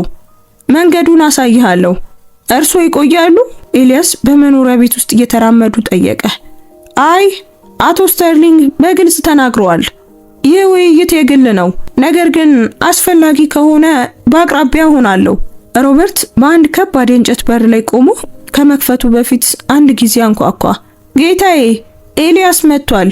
ጽህፈት ቤቱ ከበረንዳው የተለየ ጨለም ያለ ከወለል እስከ ጣሪያ ባሉ የመጽሐፍ መደርደሪያዎችና ምናልባት ከኤልያስ መኪና በላይ ዋጋ በሚያወጣ ግዙፍ ጠረጴዛ የተሞላ ነበር። ኤድዋርድ በእሳት ማገዶ አጠገብ በቆዳ ወንበር ላይ ተቀምጦ ነበር። በእጁ መጠጥ ይዟል። ከ3 ቀናት በፊት ከነበረው ይልቅ ይበልጥ ያረጀ ይመስላል። ሊናገር ያለው ነገር ክብደት በአንድ ጀንበር ያስረጀው ይመስላል። ኤልያስ፣ ኤድዋርድ በቀስታ ቆመ። ስለመጣ አመሰግናለሁ። እባክህን ተቀመጥ። ኤልያስ ጀርባውን ቀጥ አድርጎና ገጽታውን ገለልተኛ አድርጎ ከፊቱ ባለው ወንበር ላይ ተቀመጠ። ጠበቃው ነገሮችን ማብራራት እንደሚፈልጉ ተናግሯል። ሁሉንም። ነገር ግን በመጀመሪያ አንድ ነገር እንድትረዳ ፈልጋለሁ። አሁን የምነግርህን ነገር ሁሉ እናትህ የደበቀች አንተን በሰላም የምታቆይ መስሏት ስለነበረ ነው። እኔ ያልተስማማውባቸውን ምርጫዎች አድርጋለች። ነገር ግን ያ የመጣው ከፍቅር ነው። ከዚህ በኋላ የሚሰማ ማንኛውም ቁጣ ቢኖር እባክህ ያንን አስታውስ፣ በደንብ አስታውስ። ዝም ብለው ብቻ እውነቱን ይንገሩኝ። ኤድዋርድ ረጅም ትንፋሽ ወስዶ መጠጡን አስቀመጠ። እናትህና እኔ የተገናኘነው በ1997 ነው። ገና 22 ዓመቷ ነበር። በምረቃ ትምህርት ቤት በቢዝነስ ዲግሪ ወጣችና በዙሪያ ያሉትን ሰዎች ሁሉ በሚያስደነግጡ ሐሳቦች የተሞላች ነበረች። በስተርሊንግ ኢንዱስትሪዎች ውስጥ ለአንድ ተንታኝ የሥራ መደብ አመልክታ ነበር። እናም ከቦርዱ ተቃውሞ ውጪ ቀጠርኳት። ለምን ተቃወሙ? ምክንያቱም ወጣትና ጥቁር ሴት ስለነበረች። ባሮጌ ነጭ ወንዶች በሚመራ ዓለም ውስጥ ሴት ስለነበረች። እንደኔ ያሉ ኩባንያዎች በብዝበዛ ላይ የተገነቡ መሆናቸውንና መሰረታዊ መልሶ ማዋቀር እንደሚያስፈልጋቸው የመናገር ድፍረት ስለነበራት። ምክንያቱም ያ ያስፈራቸው ነበር። ኤድዋርድ ትንሽ ፈገግ አለ። እኔንም አስፈርታኝ ነበር፣ ግን በሌላ መንገድ። ሙሉ ህይወቴን የተቀበልኳቸውን ነገሮች ሁሉ እንድጠይቅ አደረገችኝ።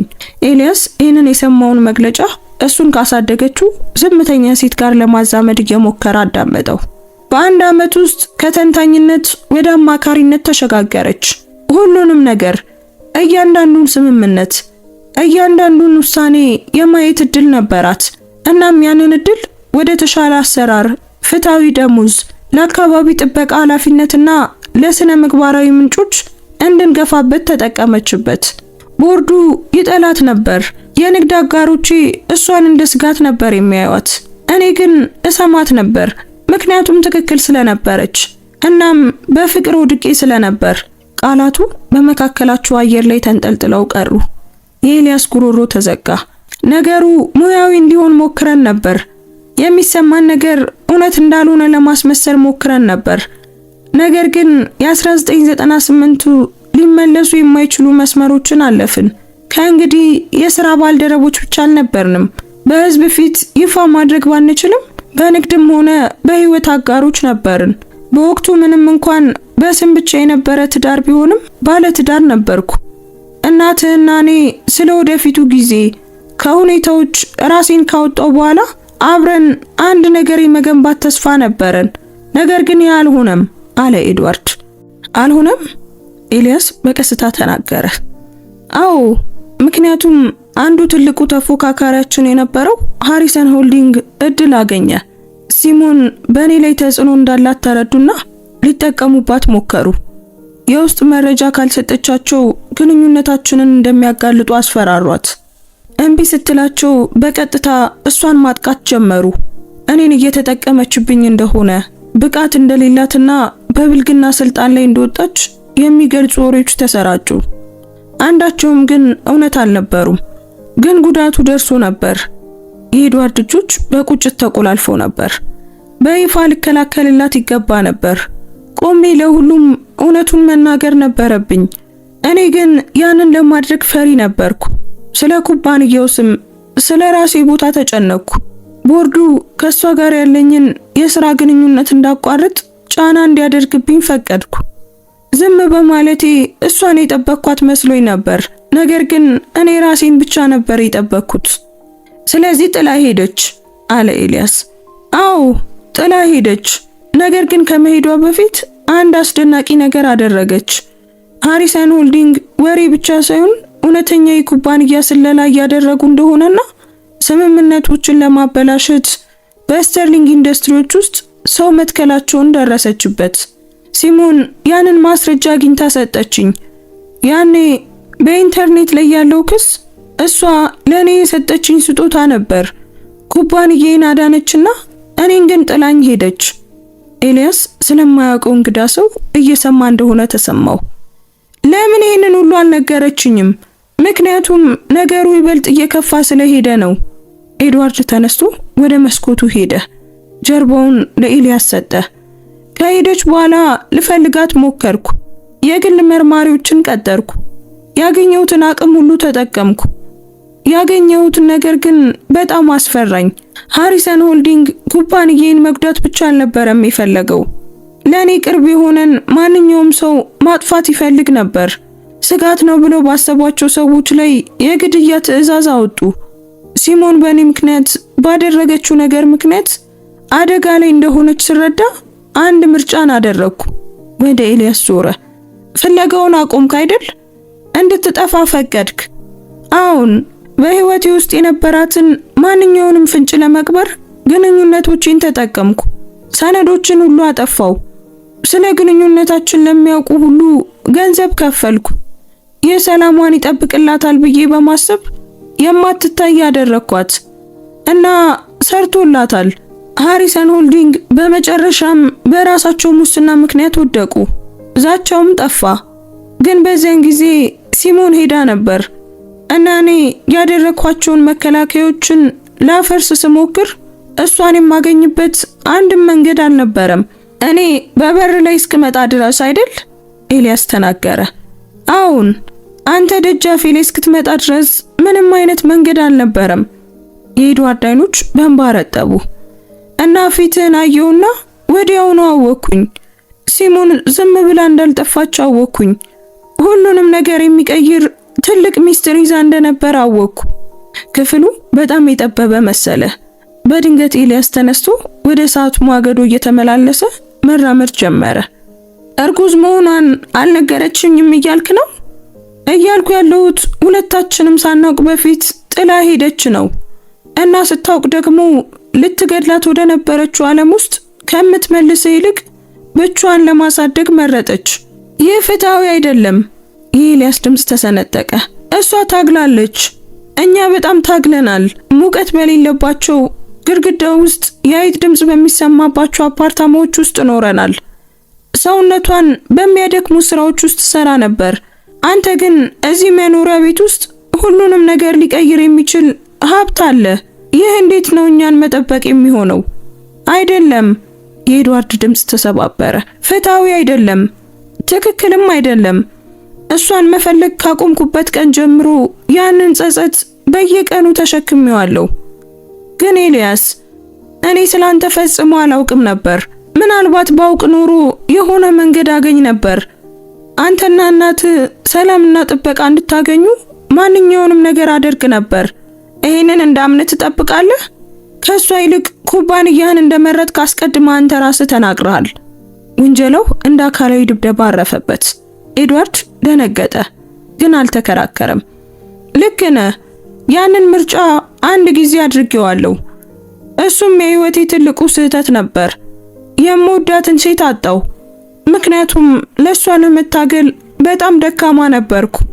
ያንን ስህተት ግን ዳግመኛ አላደርገውም። ኤልያስ መጮህ፣ መቆጣት፣ አንድ ነገርን መስበር ፈለገ።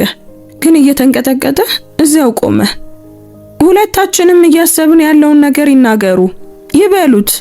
ኤድዋርድ አይኖቹን አየ። አንተ ልጄ ነህ ኤልያስ። ከወረቀት ስራ ውጪ በሁሉም ረገድ ልጄ ነህ። የዲኤንኤ ምርመራ አድርጌ ያረጋግጫለሁ። እውነት መሆኑን አውቃለሁ እና እዚያ ስላልነበርኩ በጣም አዝናለሁ። ያለ አባት ያለ ምንም ሀብት ዝም ብዬ ስለተውኩ በጣም አዝናለሁ። ከችግር ያለፈ ነገር እንዳለ ሳታውቅ ስላደግክ አዝናለሁ። ያለፈውን ነገር ፈጽሞ መለወጥ አልችልም፣ ግን የአሁኑን የወደፊቱን ለማስተካከል መሞከር እችላለሁ። እኔ ያንተን ገንዘብ አልፈልግም ኤልያስ ተናገረ። ገንዘብ እየሰጠው አይደለም፣ እውነትን፣ እውቅና፣ የመጣህበትን የማወቅ ዕድል ነው እየሰጠው ያለሁት። እናው ከፈቀድክልኝ ደግሞ መርዳት እፈልጋለሁ። የእናትህን የሕክምና ሂሳቦች፣ የኮሌጅ ትምህርትን፣ ገና 20 ዓመት ሳይሞላ እስከ ሞት ድረስ የምትለፋበትን ህይወት። ይህ ምጽዋት አይደለም። ከመጀመሪያው ጀምሮ መሆን የነበረብኝን አባት ለመሆን መሞከር ነው። ኤልያስ እግሮቹ ድንገት ስለዛሉ ወንበሩ ላይ ተመለሰ። እናቴ ስለኔ እንደምታውቅ ታውቃለች? አይ ገና አልነገርኳትም። መጀመሪያ እኔ አንተን ማነጋገር ፈለግኩ። ይህ ያንተ ህይወት ነው ኤልያስ፣ ይህ ያንተ ምርጫ ነው። እንድርቅህ ከፈለክ፣ ይህ ውይይት እንዳልተካሄደ ማስመሰል ከፈለክ ያንን አከብራለሁ። ነገር ግን መልሶችን ከፈለክ፣ የመጣህበትንና ትርጉሙን መረዳት ከፈለክ እኔ እዚህ አለሁ፣ ዝግጁ ነኝ። እናም በዚህ ጊዜ የትም አልሄድም። በዝምታው ውስጥ እሳቱ ይንጣጣል። ኤልያስ አሁን ሆስፒታል ውስጥ በፈረቃ ስለምትሰራው እናቱ ምናልባት ደክሟት፣ ምናልባት ታማ ስለነበረበት ሁኔታ አሰበ። በጥቃቅን ነገሮች የተብቃቁባቸው ጊዜያት፣ እሱ እንዲበላ እሱ አራት ያልበላችባቸውን ምሽቶች አሰበ። ከ10 ዓመታት በፊት አንድ ቢሊዮነር እሷን ለመጠበቅ በመፍራቱ ምክንያት የከፈለችውን መስዋዕትነት አሰበ። ጊዜ ያስፈልገኛል አለ ኤልያስ በመጨረሻ። እናቴን ማነጋገር አለብኝ። የነገርከኝን የማወቅ መብት አላት። የፈለከውን ያህል ጊዜ ውሰድ። ኤድዋርድ ወደ ጠረጴዛው ሄዶ አንድ ፎልደር አወጣ። ነገር ግን ከመሄድ በፊት ይህ ሊኖር ይገባል። በወቅቱ ስለሆነው ነገር የሰበሰብኩት ሁሉ ነው። የክሱ ቅጂዎች፣ የዛቻዎቹ ማስረጃዎች፣ እሷን ለመጠበቅ እንዴት እንደሞከርኩ የሚያሳዩ ሰነዶች። ይቅር እንድትለኝ አልጠይቅህም። ዝም ብለህ እንድትረዳኝ ብቻ ነው የምፈልገው። ኤልያስ በደነዘዘ እጁ ፎልደሩን ተቀበለ። ሌሎች ልጆች፣ ሌሎች ወራሾች አሉ። በእኔ ደስተኛ አይሆኑም። አዎ ደስተኛ አይሆኑም። ግን ያ የኔ እንጂ ያንተ ችግር አይደለም። እነሱ እኔን ሲያጠቁ የኔም ችግር ይሆናሉ። ኤልያስ ቆመ። እናቴ መልካም ስታስብ እንኳን ህይወትን ታጠፋለህ ብላ አስጠንቅቃኝ ነበር። ምን ማለቷ እንደሆነ አሁን መረዳት ጀመርኩ። የኤድዋርድ ፊት ተሸበሸበ። ኤልያስ እንደገና እንገናኛለን። ምናልባት ገና አላውቅም። ኤልያስ ወደ በሩ ሄደና ቆመ። ለማንኛውም እንደወደድካት አምናለሁ። ያን ማየት እችላለሁ። ግን ለመታገል ስትፈራ ፍቅር ብቻውን በቂ አይደለም። ኤድዋርድን በሀብት በስልጣንና በጸጸት ተከቦ ጽህፈት ቤት ውስጥ ትቶት ወጣ። ወደ ቤት የሚያደርገው ጉዞ በጭጋግ ውስጥ ያለ መሰለ። ኤልያስ አፓርታማው ደርሶ መኪና ውስጥ ተቀመጠ። ኤድዋርድ የሰጠውን ፎልደር እያየ ነበር። በውስጡ የሁሉም ነገር ማረጋገጫ ነበር። ግንኙነቶቹ፣ ዛቻዎቹ፣ እሱ ከመወለዱ በፊት ቤተሰቡን የለያየው የኩባንያ ጦርነት፣ የእሱ መኖር ሆን ተብሎ የተቀበረው በውርደት ሳይሆን በፍርሃት መሆኑን የሚያሳይ ማስረጃ። በፎልደሩ ጀርባ ላይ የተሸጎጠ አንድ ደብዳቤ አገኘ። ውድ በሆነ ወረቀት ላይ በእጅ የተጻፈ። ጊዜው በ2000 ሲሞን ከጠፋች ከጥቂት ወራት በኋላ ነበር። ውድ ሲሞን ይላል። ይሄንን መቼ ታነቢው እንደሆነ አላውቅም። ሰላም መሆንሽን ወይም እንደምትጠይኝ ወይም እኔ ከፈጠርኩት ጥፋት የጸዳ ህይወት መጀመርሽንም አላውቅም። ነገር ግን አንቺን መልቀቅ በህይወቴ ካደረኳቸው ነገሮች ሁሉ የከበደ መሆኑን እንድታውቂልኝ እፈልጋለሁ። ስሜቴ ሁሉ አንቺን እንድፈልግሽ፣ እንድመልስሽ፣ ውጤቱን ችላ ብዬ ለነበረን ነገር እንድታገል ይነግረኝ ነበር። ነገር ግን ዛቻዎቹ እውነት ነበሩ። አደጋውም እውነት ነበር። በእኔ ምክንያት አንቺ እንድትጎጂ ማሰቡ ሊሸከሙት ከሚችሉት በላይ ነበር። ስለዚህ የማትታይ ያደረኩሽ። ሁሉንም ፍንጭ ቀበርኩ። ሁሉም ግንኙነቶች እንዲቋረጡ ገንዘብ ከፈልኩ። ማንም በእኔ በኩል አንቺን እንዳያገኝሽ ማድረግ የሚችለውን ሁሉ አደረግኩ። ትክክለኛ ምርጫ እንደነበር ለራሴ ተናገርኩ። የሆነ ቦታ ሰላም እንደሆንሽ፣ የሆነ ቦታ ደስተኛ እንደሆንሽ፣ ከኔ ዓለም መርዝ ርቀሽ እንደሆነ ለራሴ ነገርኩት። ግን ሲሞን ናፍቀሽኛል። ሳቅሽ፣ ሁሉ ነገርሽ ናፍቆኛል እና እኔ ካለሁበት በተሻለ እንደሆነ የምታደርጊበትን መንገድ ናፍቄያለሁ። የትም ብትሆኚ ሰላም እንደማገኝሽ ተስፋ አደርጋለሁ። እናም አንድ ቀን ይሄንን ካነበብሽው አንቺን መውደዴን መቼም እንዳላቆምኩ ወቂ። መቼም አላቆምም። ሁልጊዜም ያንቺው ኤድዋርድ። ኤልያስ የመጨረሻውን መስመር ሲያነብ እጁ ተንቀጠቀጠ። ኤድዋርድ በእውነት ይወዳት ነበር። ሕይወቷን አደጋ ላይ ከመጣል እሷን አሳልፎ ለመስጠት እስከ መወሰን ድረስ ይወዳት ነበር። ይህ ለዓመታት የነበረውን ትግል ግን አይተካም። ድህነቱን ወይም ህመሙን አያጠፋም። ነገር ግን ኤልያስ ሊሰማው የፈለገውን ቁጣ ውስብስብ አደረገበት። እናቱን ኩሽና ውስጥ ሻይ ስታዘጋጅ አገኛት። ሲገባ ቀና ብላ አየችው። ፊቱን አይታ ወዲያውኑ አወቀች። ተመልሰ ሄድክ አይደል? አለች በቀስታ። ስለ ሃሪሰን ሆልዲንግ፣ ስለ ዛቻዎቹ፣ ለምን እንደሄድሽ ሁሉንም ንገሪኝ እማዬ። ኤልያስ ፎልደሩን ጠረጴዛው ላይ አስቀመጠ። እናም ስለኔ። የሲሞን ስኒ ከጠረጴዛው ጋር ተጋጨ። ኤልያስ፣ እሱ አባቴ ነው። ኤድዋርድ ስተርሊንግ አባቴ ነው። አንቺ ግን ያንን መቼም አልነገርሽኝም። ቃላቱ ከመካከላቸው እንደ ውንጀላና እንደ ልመና ተንጠልጥለው ቀሩ። የሲሞን አይኖች በእንባ ተሞሉ። ልጄ፣ ልጠብቅ ፈልጌ ነው። ከምንድን ነው የምትጠብቂኝ እማዬ? የመጣውበትን ቦታ ከማወቅ ከአባቴ? አይ ኢላማ ከመሆን። የሲሞን ድምጽ ተሰባበረ። ኤልያስ፣ የዓለም ምን እንደሚመስል አታውቀውም። ኤድዋርድ ይጎበኛቸው የነበሩ ሰዎች፣ የፈጠራቸው ጠላቶች አንተን እሱን ለመቆጣጠሪያ መንገድ አድርገው ያዩ ነበር። ያንን አደጋ መውሰድ አልቻልኩም። አንድ ሰው እሱን ለመጉዳት አንተን ሊጠቀምብህ እንደሚችል ወይም አንተን ለመጉዳት እሱን እንደሚጠቀምበት እያሰብክ እንድታድግ አልፈልግም ነበር። ስለዚህ በድህነት አደግኩ ማለት ነው። አዎ፣ አንተ እንድትኖር እኔም እየተሰቃየው ነበር። አባቴ ቢሊየነር ሆኖ እያለ ለምን ምንም እንደሌለኝ ሳልረዳ አደግኩ። የኤልያስ ድምጽ ከፍ አለ። ስንት ጊዜ ለምን አባቴ የለኝም ብዬ እንደጠየቅኩ ታውቂያለሽ አይደል እማዬ? ስንት ጊዜ ጠይቄሽ ርዕሱን ቀየርሽው። እኔ እንደማልፈለግ አድርጌ እንዳሰብ ፈቀድሽ። እውነቱን ግን አንቺ ከሱም ደብቀሽኝ ነበር። አያውቅም ነበር። ሲሞን መለሰች። እርጉዝ መሆኔን ሳያውቅ ነው ጥዬ ሄድኩት እና ስረዳው ለሱ ላለመናገር ወሰንኩ። ምክንያቱም ከኤድዋርድ ጋር መገናኘት ማለት ከአደጋ ጋር መገናኘት ማለት ነው። ከሱ ገንዘብ ይልቅ ያንተን ህይወት መረጥኩ። ኤልያስ፣ ከኩራቴ ይልቅ ድህነትን መረጥኩ። አሁንም ቢሆን ያንን አደርጋለሁ። ኤልያስ ወንበሩ ላይ ተቀመጠ። እሱ መርዳት ይፈልጋል። የሕክምና ሂሳቦችን፣ የኔን የኮሌጅ ትምህርት ቤት፣ ሁሉንም ነገር መክፈል ይፈልጋል። ምጽዋት አይደለም ይላል። እና ምን አልከው? መጀመሪያ አንቺን ማነጋገር እንዳለብኝ ነው የነገርኩት። ኤልያስ ቀና ብሎ አያት። ግን እማዬ፣ ማስረጃ አሳይቶኛል። ዛቻዎቹ እውነት ነበሩ። እናም አንቺን ለመጠበቅ በእውነት ሞክሮ ነበር እና አንቺም እንደ ጠላሹ በማሰብ 20 ዓመታትን አሳልፏል። በእውነት ግን አንቺ ልጁን እየጠበቅሽ ነበር። ዝም ብለሽ እንዳልሸሸሽ፣ ለኛ ስትይ እንደሸሸሽ የማወቅ መብት የለውም ብለሽ ታስቢያለሽ? ሲሞን ከፊቱ ተቀመጠች። ከ47 ዓመት በላይ አርጅታ ታየች። እሱን ወደ ህይወታችን ብንመልሰው ሁሉም ነገር ይለወጣል። ሌሎች ልጆቹ ያውቃሉ። አንተን እንደ ውርስ ተፎካካሪያቸው ያዩሃል። የኤድዋርድ ጠላቶች እንደገና ሊመጡ ይችላሉ። በህዝብ ፊት እንታወቃለን። ኤልያስ፣ ሙሉ ህይወት የህዝብ ይሆናል። ለዚህ ዝግጁ ነህ? አላውቅም እማዬ፣ ግን ደግሞ ማስመሰሉም ሰልችቶኛል። እኔ ከመወለዴ በፊት አንቺ ባደረግሻቸው ውሳኔዎች ጥላ ስር መኖር ሰልችቶኛል። ማን እንደሆንኩ ከየት እንደመጣሁ የማወቅ መብት አለኝ። እናማው ምናልባት ውስብስብ ነገር ይዞ ሊመጣ ይችላል፣ ግን ቢያንስ እውነት ነው። ሲሞን በጠረጴዛው በኩል እጁን ያዘች። ልክ ነህ፣ እውነቱን የማወቅ መብት አለ እና ከኤድዋርድ ጋር ግንኙነት እንዲኖር ከፈለግ እኔ አላግድህም፣ ግን እባክህን ተጠንቀቅ። ስልጣን ሰዎችን ይለውጣል እና ኤድዋርድ በዚህ ከተማ ውስጥ ካሉ ሰዎች ሁሉ የበለጠ ስልጣን አለው።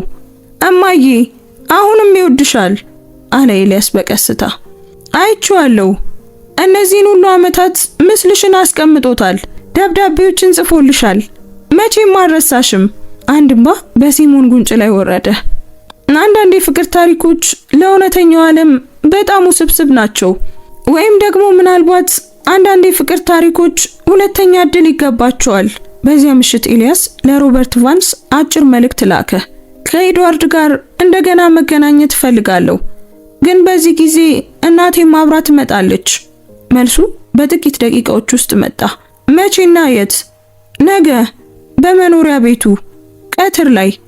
እሺ ዝግጁ እንሆናለን። ኤልያስ ስልኩን አስቀመጠና ጣሪያውን በትኩረት ተመለከተ። ከ24 ሰዓት ባነሰ ጊዜ ውስጥ እናቱ ከ2 አስርት ዓመታት በፊት የሸሸገችውን ሰው ትጋፈጣለች። ሁሉንም ነገር መስዋዕት እስክታደርግለት ድረስ የወደደችውን ሰው፣ የኤልያስ አባት የሆነውን ሰው እና ከዚህ በኋላ የሚሆነው ነገር የሁሉንም ሕይወት ለዘላለም ይለውጠዋል። በጽህፈት ቤት ውስጥ ኤድዋርድ ከጠበቃው የመጣለትን መልእክት አነበበና አይኖቹን ጨፈነ። ሲሞን እየመጣች ነው። ከ20 ዓመታት ዝምታ፣ ጥርጣሬና ጸጸት በኋላ እንደገና ያያታል። እናም በዚህ ጊዜ ፍርሃት ውሳኔዎችን እንዲመራ አይፈቅድም። በዚህ ጊዜ ሁሉንም ነገር ቢያጣ እንኳን ለቤተሰቦቹ ይታገላል። በኤድዋርድና በሲሞን መካከል የተደረገው ዳግም መገናኘት ኤልያስ እናቱን ለመጀመሪያ ጊዜ በስዕል ባየበት በዚያው በረንዳ ውስጥ ተፈጠረ። እናትና ልጅ ወደ ክፍሉ ሲገቡ የፀሐይ ብርሃን በረጅሙ መስኮት በኩል ይገባ ነበር። ኤድዋርድ ከስዕሉ አጠገብ ቆሟል።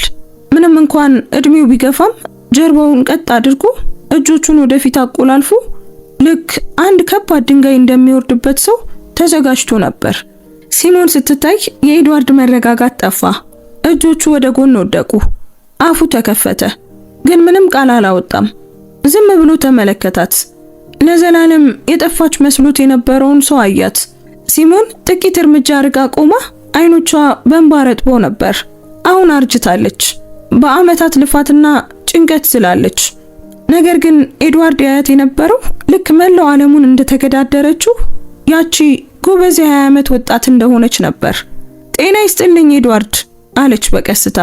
ሲሞን ስሟን ሲጠራ ድምፁ ተሰባበረ። እንደገና ይሻለው ብዬ አስቤ አላውቅም ነበር። የምትፈልግ አይመስለኝም ነበር። ኤድዋርድ የሚንቀጠቀጥ እርምጃ ወደፊት ተራመደና ቆመ። እነዚህን 20 ዓመታት ሰላም መሆንሽን፣ ደስተኛ መሆንሽን፣ አንቺን ለመጠበቅ በቂ ጥንካሬ ስለሌለኝ እንደምትጠይኝ እያሰብኩ ነው ያሳለፍኩት። አይ እኔ መቼም ጠልቼ አላውቅም። የሲሞን ድምፅ ለስላሳ ግን ጽኑ ነበር። ለረጅም ጊዜ ተቆጥቼ ነበር።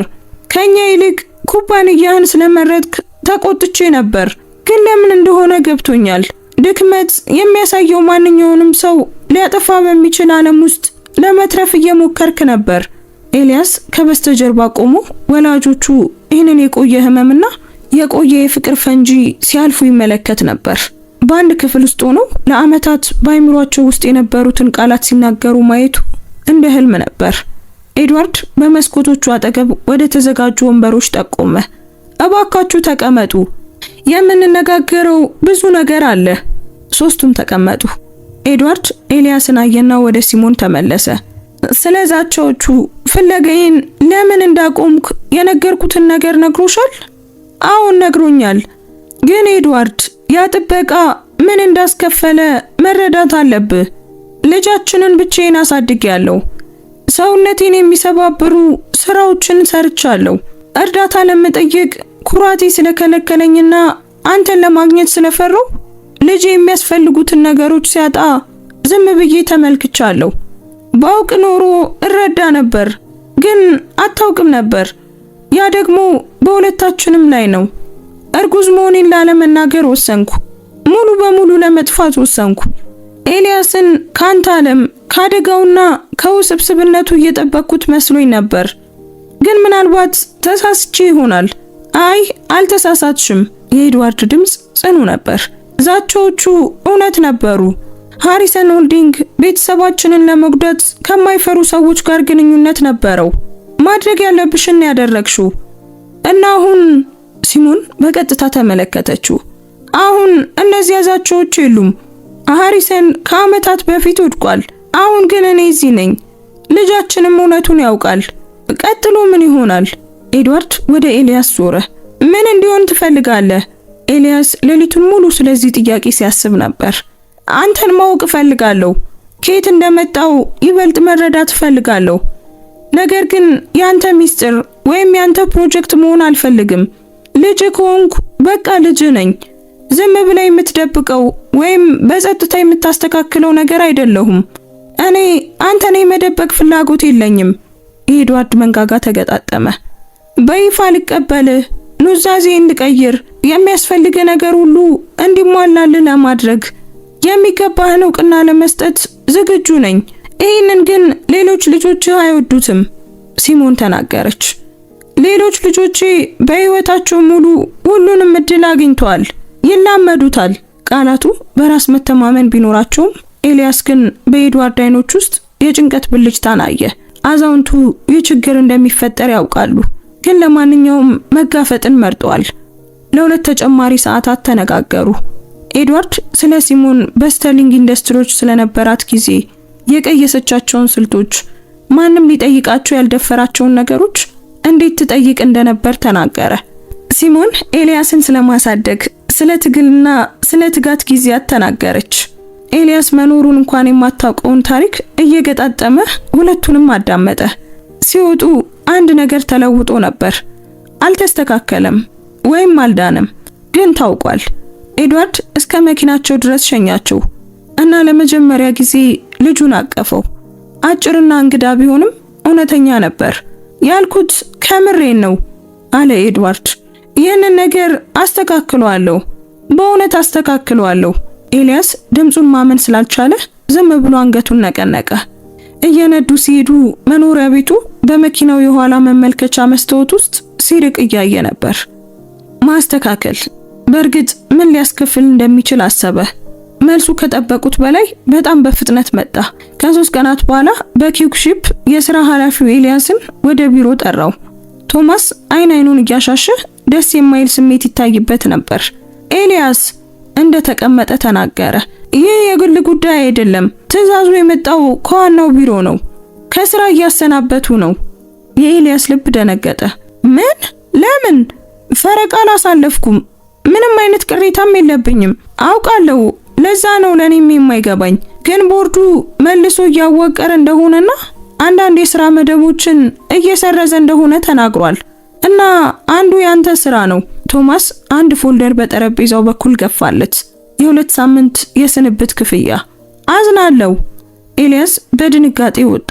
በኪውክሺፕ ለ2 ዓመታት ያህል ያለምንም ችግር ሰርቷል። መልሶ ማዋቀር ለሌላ ነገር የተሰጠ የኩባንያ ቃል እንደሆነ ገብቶታል። ቀጣዩ ጥቃት ከ2 ቀናት በኋላ መጣ። በአፓርታማቸው ላይ የተለጠፈ ማስታወቂያ። ኪራይ በወር $400 ወዲያውኑ ጨምሯል። የቤት አከራዩ የገበያ ማስተካከያ ነው ቢልም ኤልያስ ህንጻው መቼም እድሳት ተደርጎለት እንደማያውቅና ኪራይ ደግሞ በአንድ ጊዜ $500 በላይ ጨምሮ እንደማያውቅ ያውቃል። ሲሞን ከስራ ስትመለስ ማስታወቂያውን አገኘችው። የወጥ ቤቱ ጠረጴዛ ላይ ከመቀመጧ በፊት ለረጅም ጊዜ ትኩር ብላ አየችው። ተጀመረ አለች በቀስታ። ምን ሆነ የተጀመረው? ጫናው፣ ያጸጥተኛው ጦርነት። በከባድ ስሜት ተቀመጠች። እየመጡብን ነው ኤልያስ፣ የኤድዋርድ ልጆች። እነማን እንደሆኑ ባናውቅም አንተ በስዕሉ ላይ እንድትኖር የማይፈልግ ማንኛውም ሰው እንቅስቃሴውን ጀምሯል። እንዴት ስለኔ ያወቁ? ኤድዋርድ ለነሱ መናገሩን እኔ ይዟለሁ ብሎ ነበር። እንደዚህ ያለ መረጃ ሚስጥር ሆኖ አይቆይም። ምናልባት ከሰራተኞቹ አንዱ ተናግሮም ይሆናል፣ ወይም መኖሪያ ቤት ውስጥ አይቶናል። እንዴት እንደሆነ ግድ የለውም። ዋናው ነገር ማወቃቸው ነው። እና ኤድዋርድ ማንኛውንም ነገር ይፋ ከማድረጉ በፊት ለማስወጣት እየሞከሩ ነበር። ኤልያስ እሷ ተጠራጣሪ እንደሆነች ሊከራከር ፈልጎ ነበር፣ ግን አልቻለም።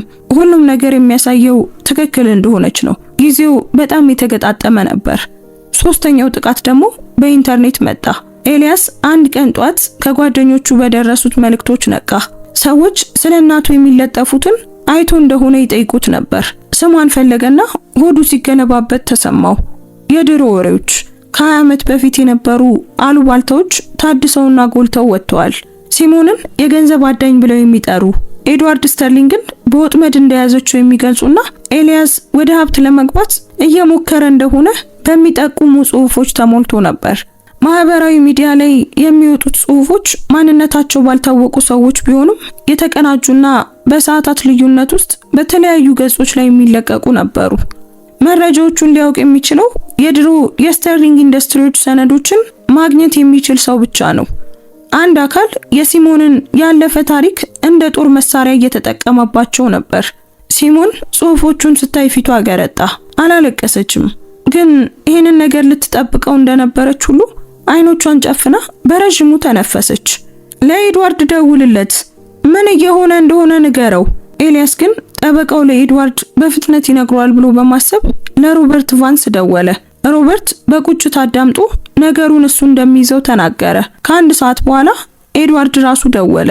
በጣም አዝናለሁ፣ እንደዚህ በፍጥነት ይንቀሳቀሳሉ ብዬ አላሰብኩም ነበር። የኤድዋርድ ድምፅ በንዴት ተወጥሯል። ትልቁ ልጄ ቶማስ ስተርሊንግ ስልኮችን እየደወለ ነው። ስለ እናንተ እንዲቆፍሩ የግል መርማሪዎችን መቅጠሩን አሁን ደርሼበታለሁ። የሥራ ማጣት፣ የቤት ኪራይ ጭማሪው፣ የኢንተርኔት ጥቃቱ፣ ሁሉም የሱ እጅ አለበት። ልታስቆመው ትችላለህ? ኤልያስ ጠየቀ። እየሰራሁበት ነው፣ ግን ኤልያስ አንድ ነገር መረዳት አለብህ። ቶማስ ውርሱን መጠበቅ ብቻ አይደለም የሚፈልገው፣ አንተ አታላይ መሆንን ማረጋገጥ ይፈልጋል። የዲኤንኤ ማስረጃው ተጭበርብሮ የተሰራ ነው ብሎ የሕግ ክስ እየመሰረተ ነው። ይህ እብደት ነው። የተሰራው በገለልተኛ ላብራቶሪዎች እኮ ነው። እሱ ስለ እውነት ግድ የለውም። ግድ የሚለው ስለማሸነፍ ነው። ደግሞም አቅም አለው። ኤድዋርድ ትንሽ ቆየና ጠበቃዬ አንተና ሲሞን በይፋ አጸፋ እንዳትመልሱ እየመከረ ነው። ለጽሑፎች መልስ አትስጡ። ምንም አይነት ቃለ መጠይቅም አታድርጉ። እነሱ የእናትህን ስም እያጠፉ ባለበት ወቅት እኛ በሕግ እንድንይዘው ፍቀዱልን። ምን እያልክ ነው? እነሱ ከቤታችን እያባረሩንና ገቢያችንን እያሳጡን እኛ ዝም ማለት አለብን? የኤልያስ ድምፅ ከፍ አለ። ወጪዎቹን፣ ኪራዩን፣ የሕክምና ሂሳቦቹን፣ ማንኛውንም ነገር እኔ እሸፍናለሁ። ይህን በምንፋለምበት ጊዜ በገንዘብ አትቸገሩም። እኛ ያንተን ገንዘብ አንፈልግም። የምንፈልገው እኛን ብቻችንን እንዲተውን ብቻ ነው። አይ ያ አይሆንም። ይሄንን ነገር እስክንጨርሰው ድረስ አይተውንም። የኤድዋርድ ድምፅ ለሰለሰ። ኤልያስ ይህ አንተ የምትፈልገው እንዳልሆነ አውቃለሁ፣ ግን እነሱ አንተን እንደ ስጋት ነው የሚያዩ። ስጋቶች ደግሞ ይወገዳሉ። ብቸኛው መንገድ መመከት ነው። ስልኩን ከዘጋ በኋላ ኤልያስ እናቱን ኩሽና ጠረጴዛ ላይ ተቀምጣ ያልጠጣችውን የሻይ ሲኒ ይዛ አገኛት። በፍርድ ቤት ሊፋለማቸው ይፈልጋል አላት። በእርግጥም ይፈልጋል። የሱ ዓለም እኮ ነው። የሕግ ጦርነት፣ የማስታወቂያ ዘመቻ፣ ገንዘብ። ግን ኤልያስ እኛ ለእንደዚህ አይነቱ ጦርነት አልተፈጠርንም። እኛ ጠበቃዎች ወይም ምስላችንን የሚያስተካክሉ የሚዲያ ቡድኖች የሉንም። እኛ ዝም ብለን ህይወታችንን ለመኖር የምንሞክር ተራ ሰዎች ነን። ታዲያ ምን እናድርግ? ሲሞን በደከሙ አይኖች አየችው። እንደ ሁልጊዜው እንተርፋለን፣ ራሳችንን ዝቅ እናደርጋለን፣ ጩኸቱን ችላ እንለዋለን። እነሱ ስለኛ ምንም ቢሉ እኛ ራሳችን ማን እንደሆንን እናስታውሳለን። ነገር ግን መትረፍ እየከበደ መጣ። ኤልያስ በሚቀጥለው ሳምንት ለ15 ስራዎች አመልክቶ ያለምንም ማብራሪያ ውድቅ ተደረገበት። እናቱ በሆስፒታል የምትሰራበት ሰዓት በሚስጥራዊ ሁኔታ ተቀነሰ። ሂሳቦች ከሚከፍሉት በላይ እየተቆለሉ መጡ እና የኤድዋርድ የገንዘብ እርዳታ ጥያቄ እንደ ሽንፈት መሰማት ጀመረ። ከዚያም ሲሞን በስራ ላይ እያለች ወደቀች። ኤልያስ ከሆስፒታል ስልክ የደረሰው ከቀኑ 9 ሰዓት አካባቢ ነበር። እናቱ የአንድን ታካሚ ክፍል እያጸዳች እያለ በድንገት መሬት ላይ ተዘረረች። የሆስፒታሉ ሰራተኞች ወደ ድንገተኛ ክፍል ወሰዷት። ኤልያስ እዛ ሲደርስ ነቅታ ነበር፣ ግን ደክሟትና በሕክምና መሳሪያዎች ተከባ ነበር። ልጄ አለች ስታየው። ድምጿ በጭንቀት ነበር የሚወጣው። ደህና ነኝ፣ ትንሽ ደክሞኝ ብቻ ነው። ሐኪሙ ኤልያስን ለብቻው አስወጣው። የእናቱ ሁኔታ በጣም ተባብሷል። ያለችበት ጭንቀት ደግሞ ነገሩን ይበልጥ እያባባሰው ነው። እረፍት ያስፈልጋታል። ስራ መቀነስ አለባት እና እውነቱን ለመናገር እዚህ ልንሰጣት የማንችለው ልዩ ሕክምና ያስፈልጋታል። ሊረዳ የሚችል የሕክምና አማራጭ አለ፣ ግን በጣም ውድ ነው እና በመድን ዋስትናውም አይሸፈንም። ሐኪሙ የነገረው የገንዘብ መጠን የኤልያስን ጭንቅላት አዞረው። ያንን ለመክፈል ምንም አይነት መንገድ አልነበረም። ያለ እርዳታ፣ ያለ ኤድዋርድ እርዳታ አይሆንም። ኤልያስ እናቱ አጠገብ ተቀምጦ እጇን ያዘ። ተኝታ ነበር። ወደዚህ ቅስፈት ስላደረሰው ነገር ሁሉ አሰበ። ስዕሉ፣ እውነቱ መጋለጡ እና እናቱ የ1 ቢሊዮነር መኖሪያ ቤት ውስጥ ስዕሏ ለምን እንደተሰቀለ ከሚጠይቅ ቀላል ጥያቄ የተነሳ ከባድ ጦርነት። ስልኩ ጠራ። ኤድዋርድ ነበር። አሁን ሰማው። ደህና ናት? እየተባባሰ ነው። ልንከፍለው የማንችለው ሕክምና ያስፈልጋታል። የሆስፒታሉን መረጃ ብቻ ስጠኝ፣ እኔ ጨርሷለሁ። ያንተን ገንዘብ መቀጠል አልችልም። ልጅ እያለ ያለው ይሄንኑ ነው። እያታለልህ እንደሆነ ነው የሚናገረው። ቶማስ ስለሚለው ነገር እኔ ግድ የለኝም። ሲሞን የታመመችው በቤተሰቦቼ ምክንያት በደረሰባት ጭንቀት ነው። እባክህን ልርዳችሁ። ኤልያስ ሆስፒታል አልጋው ላይ በጣም አነስተኛ ሆና የታየችውን እናቱን ተመለከተ። እሺ፣ ግን ይህ ማለት እሸነፋለሁ ማለት አይደለም። ልጆች ስለማይወዱኝ ብቻ አልጠፋም። እንድትጠፋ አልጠይቅህም። እንዲያውም ነገሮች ከመስተካከላቸው በፊት ይበልጥ የሚያባብስ አንድ ነገር ላደርግ ነው። ምን ልታደርግ ነው? ይፋዊ መግለጫ ላውጣ ነው። ልጄ መሆንህን አረጋግጣለሁ። ከ20 ዓመት በፊት ምን እንደተፈጠረ በግልጽ አብራራለሁ። አንተን ወይም ሲሞንን የሚያጠቃ ማንኛውም ሰው በቀጥታ እኔን እንደሚጋፈጥ ግልጽ አደርጋለሁ። የኤልያስ ትንፋሽ ተቆራረጠ። ይህ እኮ ጦርነት ያስነሳል። ጦርነቱን ቀድሞውኑ ጀምረውታል። እኔ እያደረግኩ ያለሁት እያንዳንዱ ሰው የትኛው ወገን እንደሆነ እንዲያውቅ ማድረግ ብቻ ነው። መግለጫው በዚያው ምሽት ወጣ። በክፍለ ሀገሩ ካሉ ተደማጭ የንግድ ሰዎች አንዱ ኤድዋርድ ስተርሊንግ መኖሩን የማያውቀው ልጅ እንዳለው አረጋገጠ። ጣት ሳይቀስር ሁኔታውን አብራራ። ነገር ግን ኤልያስ እና ሲሞን ክብርና ግላዊነት እንደሚገባቸው ግልጽ አደረገ። ሚዲያው ተናወጠ። በሰዓታት ውስጥ ታሪኩ በየቦታው ተሰራጨ። የኤልያስ ስልክ ያለማቋረጥ መደወል ጀመረ። ጋዜጠኞች፣ መኖራቸውን የማያውቃቸው ራቅ ያሉ ዘመዶች፣ የሁለተኛ ደረጃ ትምህርት ቤት ጓደኞች።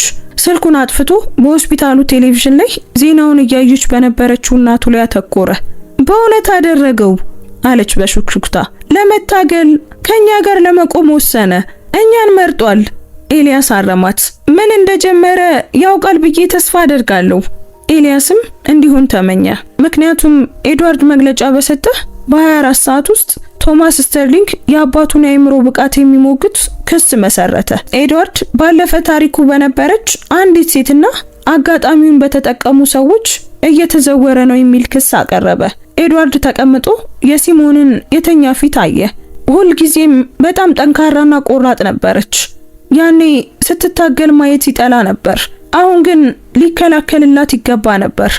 እርጉዝ መሆኗን ልታውቅ አትችልም ነበር።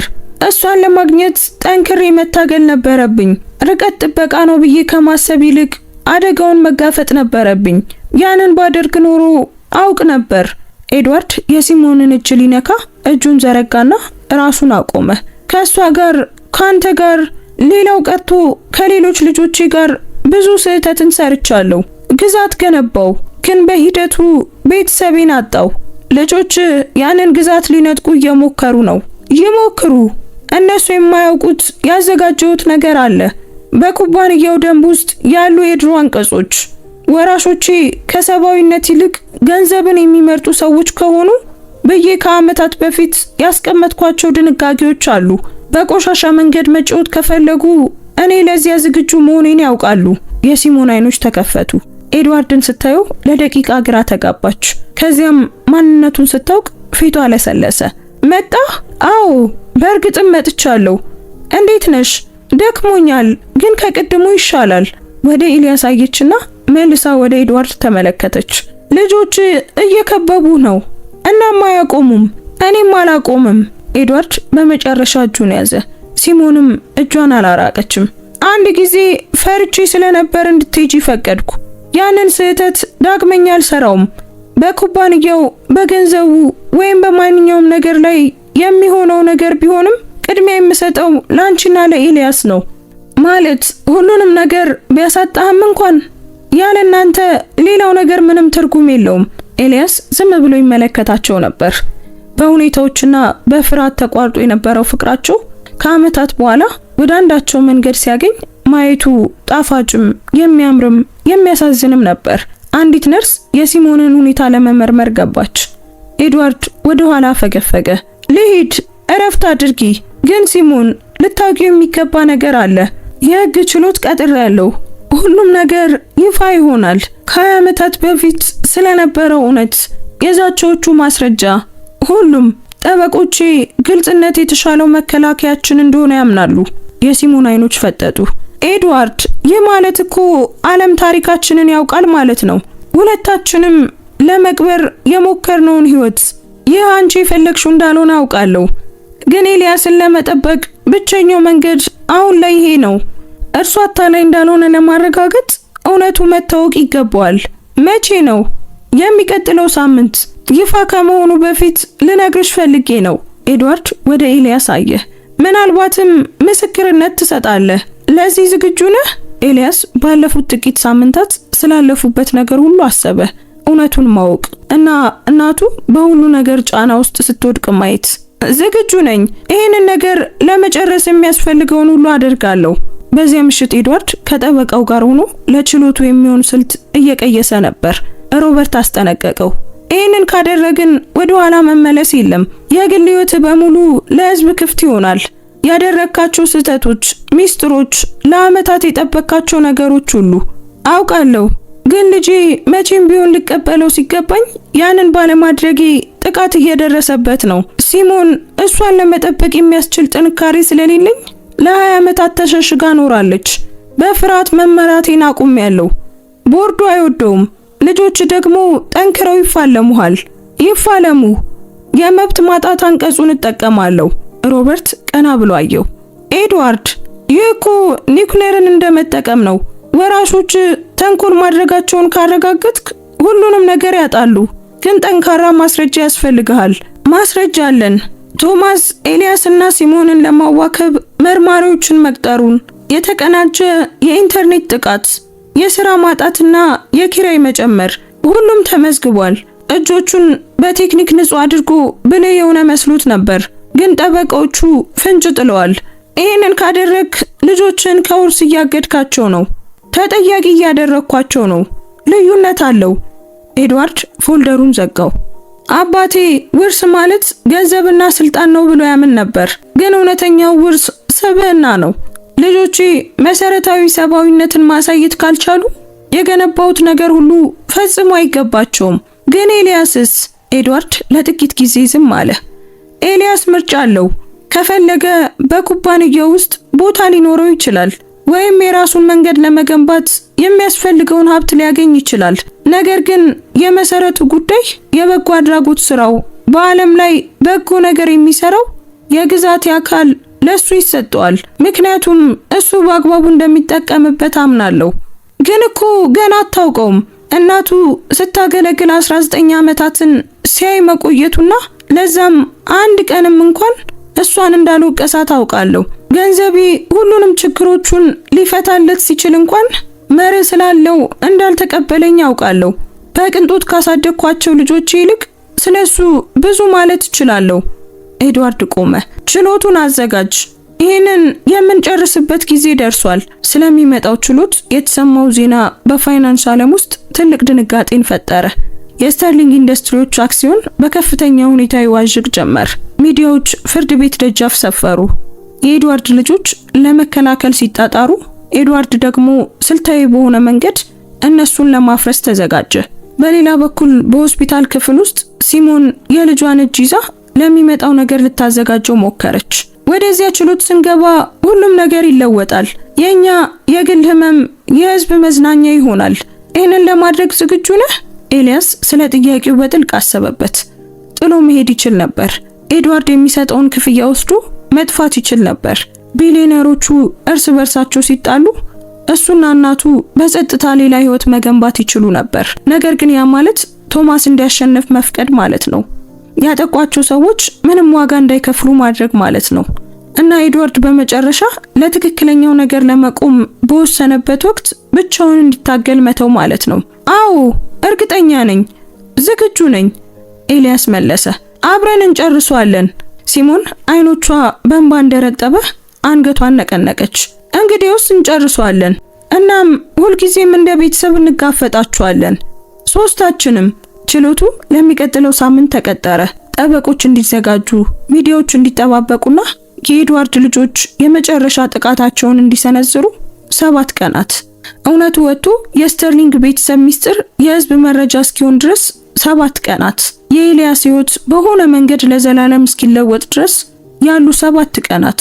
ፍርድ ቤቱ ልክ እንደ ሰርከስ ነበር። የሚዲያ መኪኖች መንገዱን ሞልተውታል። ጋዜጠኞች ደረጃው ላይ ተጨናንቀዋል። ፎቶ አንሺዎች ወደ ህንጻው የሚገባን ማንኛውም ሰው በግልጽ ለማንሳት አጥሮችን ይገፋሉ። ኤልያስ እንዲህ ያለ ነገር አይቶ አያውቅም። እናቱ አጠገብ ሆኖ ተራመደ። ሁለቱም ያላቸውን ምርጥ ልብስ ቢለብሱም በዙሪያቸው ካሉት ውድ ልብሶች አንጻር ግን በቂ ሆኖ አልታያቸውም። ኤድዋርድ ከህግ ቡድኑ ጋር ለብቻው መጣ።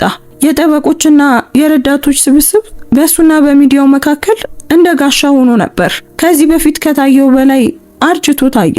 የሚሆነው ነገር ክብደት በፊቱ ላይ ይነበብ ነበር። በፍርድ ቤቱ አዳራሽ ውስጥ አይኖቻቸው ተገናኙ። ኤድዋርድ ራሱን ነቀነቀ፣ እንደ ቃል ኪዳን። በዚያ ውስጥ አብረው ነበሩ። ቶማስ ስተርሊንግ ከወንድሞቹና ከእህቶቹ ጋር ከፍርድ ቤቱ ማዶ ተቀምጦ ነበር። ሁለቱ ወንድሞቹ የኤድዋርድን ወጣትነት ይመስላሉ። እህቱ ደግሞ ንቀት ይነበብባት ነበር። እነሱም ለጦርነት ተዘጋጅተው መጥተዋል። ውድ የዲዛይነር ልብሶቻቸው ሀብታቸውን ያሳብቃሉ። ቶማስ ኤልያስን ሲያዩ ከንፈሩን አጣመመ። ለሱ ኤልያስ ወንድሙ ሳይሆን መወገድ ያለበት አንድ እንቅፋት ብቻ ነበር። ችሎቱ እንደ ፍርድ ሂደት አልነበረም። ይልቁንም እውነታዎችን ለማጣራት የሚደረግ ህጋዊ ሂደት ነበር። የኤድዋርድ የአእምሮ ብቃት፣ የኤልያስ ህጋዊነት እና በሁለቱም ወገን የቀረቡት ክሶች ትክክለኛነት። ነገር ግን ዳኞቹና ጠበቆቹ ምስክሮቹን ለመበጣጠስ ተዘጋጅተው ስለነበረ ልክ እንደ ፍርድ ቤት ነበር የሚሰማው። መጀመሪያ የተጠራው ኤልያስ ነበር። በሚንቀጠቀጡ እግሮቹ ወደ ምስክር ወንበሩ ሄደ። እጁን በመጽሐፍ ቅዱስ ላይ አድርጎ እውነቱን ሙሉ በሙሉ ለመናገር ማለ። የተጨናነቀው አዳራሽን ሲመለከት እናቱን በፊተኛው ረድፍ ላይ አያት። የኤድዋርድ ጠበቃ ሮበርት ቫንስ በቀላል ጥያቄዎች ጀመረ። መሰረታዊ እውነታዎች፣ የኤልያስ ስም፣ እድሜ፣ ያደገበት ቦታ። ስለ እናትህ ንገረን አለ ቀጥሎ። ሲሞን ሮቢንሰን ምን አይነት ሴት ናት? ኤልያስ በረጅሙ ተነፈሰ። እኔ ካወቅኳቸው ሰዎች ሁሉ ጠንካራዋ ናት። የሚያስፈልገንን ሁሉ ለማሟላት የተለያዩ ስራዎችን ሰርታለች። ግን አታማረርም፣ እርዳታም አትጠይቅም። ብትቸገርም እንኳን እንደተቸገርን እንዲሰማኝ አታደርገኝም። ስለ ክብር፣ ስለ ጠንክሮ መስራት ስላለኝ ነገር አመስጋኝ መሆንን አስተምራኛለች። በልጅነት ጊዜ ስለ ኤድዋርድ ስተርሊንግ አንስታ ታውቃለች? አይ በፍጹም። ከ3 ሳምንት በፊት ወደ መኖሪያ ቤቱ ሄጄ እቃ እስካደረስኩ ጊዜ ድረስ መኖሩን እንኳን አላውቀውም ነበር። እዚያ ምን አገኘ? የእናቴ ወጣት ሆና የተሳለችው ስዕል እቤት ውስጥ በሳጥን ውስጥ ደብቃ የምታስቀምጠውን የአንገት ሐብል አድርጋ ያለበትን። ለምን የሷ ስዕል እንዳለ ጠየኩኝ። ከዚያ በኋላ ሁሉም ነገር ተለወጠ። ሮበርት ኤልያስ ስላገኘው ነገር፣ ስለ ውይይቶቹና አባቱ መሆኑን ስላወቀበት ሁኔታ በጥያቄዎች መራው። ኤልያስ መጀመሪያ ስለተሰማው ንዴትና ግራ መጋባት ሳይደብቅ በግልጽና በታማኝነት ተናገረ። እናቱ እንዴት እንዲርቅ እንደለመነችው ኤድዋርድ መግለጫ ከሰጠ በኋላ ወዲያውኑ ጥቃቱ እንዴት እንደጀመረ ሁሉንም ነገር አብራራ። ይህ ሁሉ የሆነው ኤድዋርድ እኔ ልጁ መሆኔን ካረጋገጠ ከጥቂት ቀናት በኋላ ነው። ከነዚህ ጥቃቶች በስተጀርባ ማን እንዳለ ታውቃለህ? መጀመሪያ አላውቅም ነበር፣ ግን ጊዜው ግልጽ አደረገው። የሆነ አካል እኔ በስዕሉ ላይ እንድኖር አይፈቅድም። የቶማስ ጠበቃ ለማፋጠጥ ቆመ። ሹል ፊት ያለው ውድ መነጽር ያደረገ ነጭ ሰው ሲሆን ድምፁ ደግሞ እንደ በረዶ ነበር። አቶ ሮቢንሰን፣ ቤተሰብ የገንዘብ ችግር በገጠመው ወቅት በኤድዋርድ ስተርሊንግ ህይወት ውስጥ መከሰት አይገርምም? እኔ በህይወት ውስጥ አልተከሰትኩም። ወደ ቤቱ እቃ ለማድረስ ብቻ ነው የሄድኩት። ያ ደግሞ ስራዬ ነው፣ ከተለመደው 3 እጥፍ የሚከፍል ስራ። ከዚህ በፊት ሄደ ወደማታውቀው መኖሪያ ቤት። ትልቅ አጋጣሚ ነው። እኔ የማን ቤት እንደሆነ አላውቅም ነበር። ለእናትህ የህክምና ሂሳብ ያስፈልግ ነበር። ልክ ነኝ? አሁን እናቴ ታማለች። ሕክምናዋን ለመክፈል አልቻልንም። ያ ደግሞ ወንጀል አይደለም። አይ ወንጀል አይደለም፣ ግን ደግሞ ሞቲቭ ነው። መነሻ ምክንያት ሊሆን ይችላል። ድንገት ከአንድ ቢሊዮነር ጋር ግንኙነት አለኝ ለማለት ትልቅ መነሻ ምክንያት ሊሆን ይችላል። እኔ ምንም አልጠየቅኩም። ዲኤንኤ ደግሞ አይዋሽም። ጠበቃው በቀዝቃዛ ሁኔታ ፈገግ አለ። ወደዚያ በኋላ እንመጣለን። ንገረኝ እስኪ አቶ ሮቢንሰን፣ ከ3 ሳምንት በፊት ስለ ስተርሊንግ ቤተሰብ መርምረሃል? ስለ ሀብታቸው እንዴት እንደምትቀርባቸው አጥንታል? አይ በፍጹም ሰምቼውም አላቅም። ታዲያ አንተ በድንገት ኤድዋርድ ስተርሊንግ ቤት ዕቃ ድረሰህ ድንገት የእናትህን ስዕል አይተህ የጠፋ ልጅ ሆንክ ብለን እንድናምን ትጠብቃለህ? ይህ በጣም ብዙ አጋጣሚዎች የሞሉበት አይመስልም? እውነቱ ይሄ ነው። ወይም ደግሞ ምናልባት ተስፋ በቆረጠ ወጣትና ከዓመታት በፊት ኤድዋርድን በምታውቅ እናቱ የተዘጋጀ የተወሳሰበ ተንኮል ነው። ሮበርት ተቃውሞ አቀረበ። ዳኛው ተቃውሞን ተቀበሉት። ነገር ግን ጉዳቱ ደርሶ ነበር። ጠበቃው ጥርጣሬ ዘርቷል። ኤልያስን እንደ ተንኮለኛ፣ ነገሩን ደግሞ እንደ ማጭበርበር አስመስሎታል። ኤልያስ እየተንቀጠቀጠ ከወንበሩ ወረደ። እናቱ አጠገቧ ሲቀመጥ እጁን ያዘችው። በጥሩ ሁኔታ ተወጥቷል አለች በሹክሹክታ። እውነቱን መናገር ብቻ ነው የምንችለው። ቀጥሎ የተጠራችው ሲሞን ነበረች። ራሷን ቀና አድርጋ ወደ ወንበሩ ሄደች። ኤልያስ ህይወቱን ሙሉ የሚያውቀው ያ ጸጥተኛ ክብሯ በግልጽ ይታይ ነበር። ስላለፈ ታሪኳ፣ ከኤድዋርድ ጋር ስለነበራት ግንኙነትና ለምን እንደሄደች ለቀረቡላት ጥያቄዎች መልስ ሰጠች። የቶማስ ጠበቃ በኃይል አጠቃት። የሥራ ታሪኳን፣ ገንዘቧን ጠየቃት። ይህንን ግንኙነት ለዓመታት ስታቅደው እንደነበር፣ ከኤድዋርድ ጋር የነበራት ግንኙነት ተራ እንደነበረና በአይምሮ ውስጥ ትልቅ አድርጋው እንደሆነ ተናገረ። ኤድዋርድ ስተርሊንግ የኤልያስ አባት ነው ትያለሽ፣ ግን ለ2 አስርት ዓመታት ጥቂት ኪሎ ሜትሮች ርቀሽ ነው የኖርሽው። ለምን ከዚህ በፊት ልትፈልጊው አልሞከርሽም? ለምን መክፈል ያልቻልሽውን የሕክምና ሂሳብ እስኪመጣ ጠበቅሽ? እኔ አልፈለኩትም። ኤልያስ በአጋጣሚ ነው ያገኘው። አንቺ እንደዛ ትያለሽ፣ ግን ኤድዋርድ ሰጥቶሻል የምትዩን የአንገት ሐብል አስቀምጠሽ ነበር። ለኤልያስ የማወቅ ጉጉት እንዲያድርበት የሚያደርጉ ታሪኮችንም ትነግሪው ነበር። ለዚህ ግኝት መድረኩን አመቻችተሻል ሲል የቶማስ ስተርሊንግ ጠበቃ ተናገረ። ሲሞን በቁጭት መለሰች። የአንገት ሐብሉን ያስቀመጥኩበት ብቸኛው ምክንያት ደስተኛ የነበርኩበትን ጊዜ ስለሚያስታውሰኝ ነው። ለኤልያስ ስለ ኤድዋርድ ምንም ተናግሬ አላውቅም። እንዲያውም እንዳይገናኙ ለማድረግ ከፍተኛ ጥረት አድርጌያለሁ። ነገር ግን እዚህ ደርሰናል። ድምጿ እየጠነከረ መጣ። አዎ እዚህ ደርሰናል፣ ምክንያቱም ልጄ ልሸሸው ያልቻልኩትን ጥያቄ ጠይቆኛል። እውነቱን ማወቅ ስለሚገባው ነው።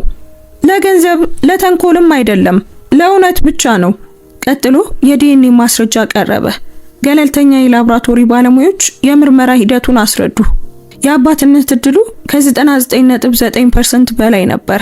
ሳይንሱ የማይካድ ነበር። ኤልያስ የኤድዋርድ የስጋ ልጁ ነው። የቶማስ ጠበቃ ናሙናው የተወሰደበትን መንገድ ለመቃወም ሞከረ። ሮበርት ቫንስ ቶማስ በኤልያስና በሲሞን ላይ የከፈተውን ዘመቻ የሚያሳዩ ሰነዶችን አቀረበ።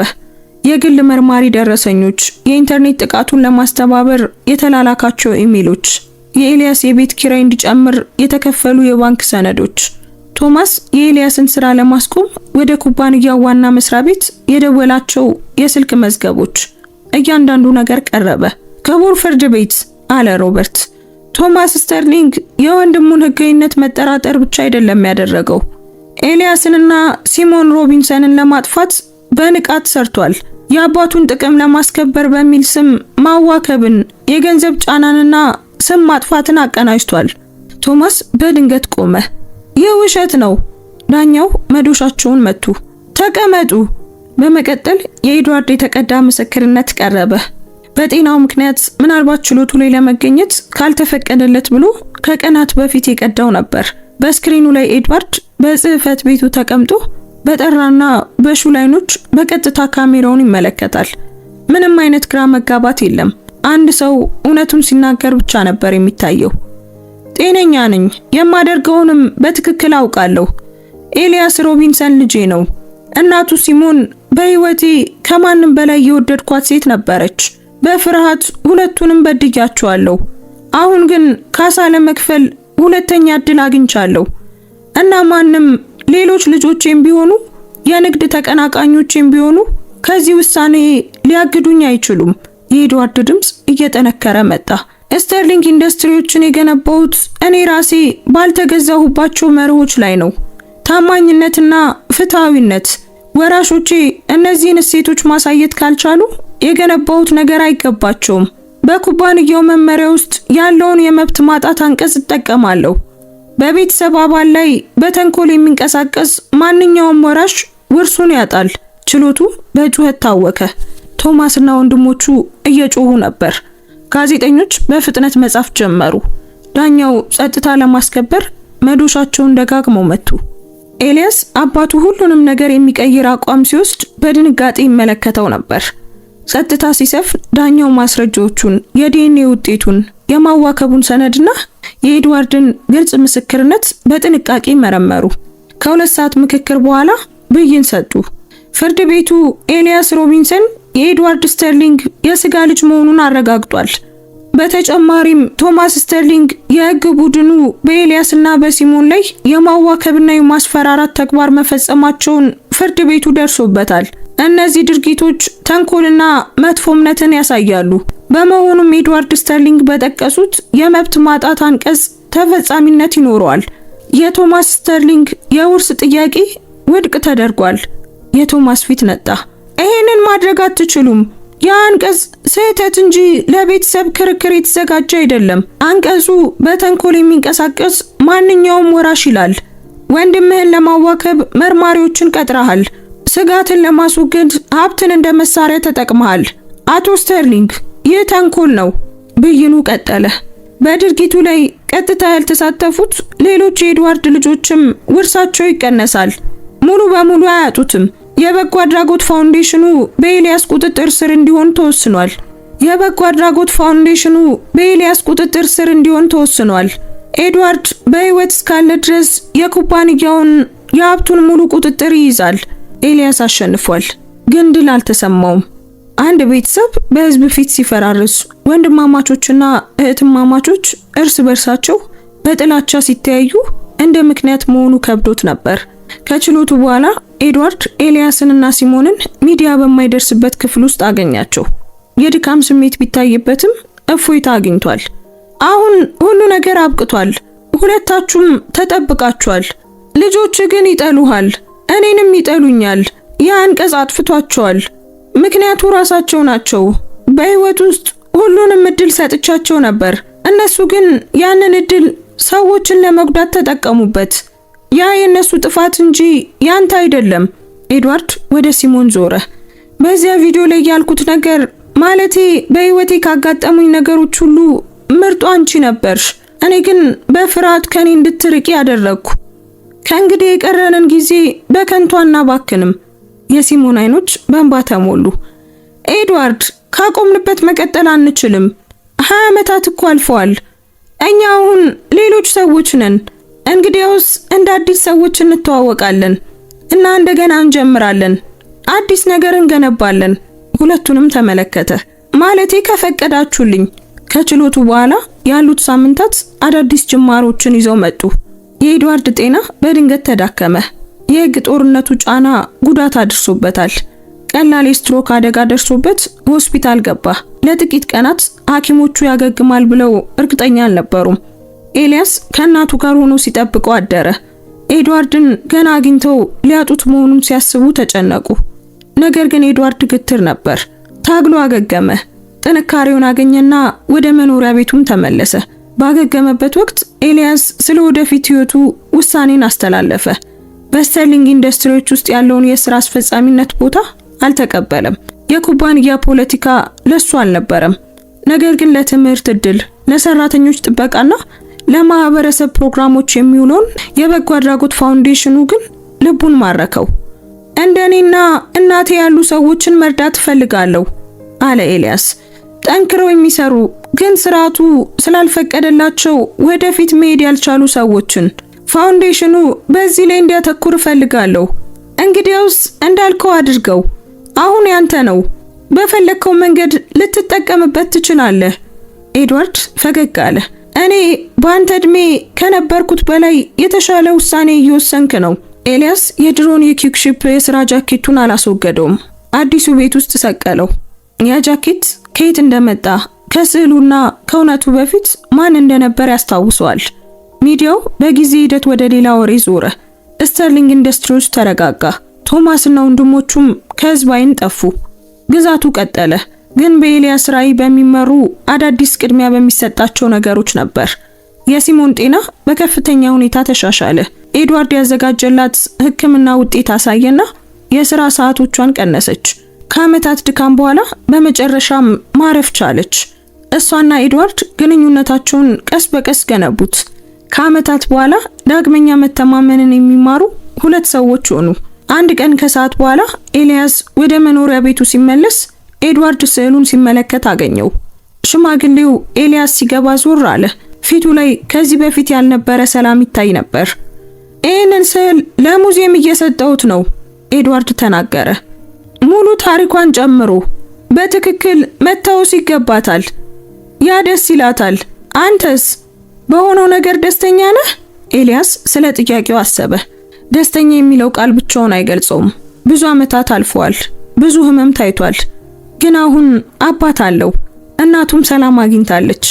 እርሱ ደግሞ እንደሱ ሲቸገሩ የነበሩ ሰዎችን ለመርዳት የሚያስችል አቅም አለው። በጣም ደስተኛ ነኝ አለ ኤልያስ በመጨረሻም። ሀብት አልወረስኩም፣ እውነትን ነው የወረስኩት። በዛ እውነት ደግሞ ምን እንደማደርግ ምርጫው የኔ ነው።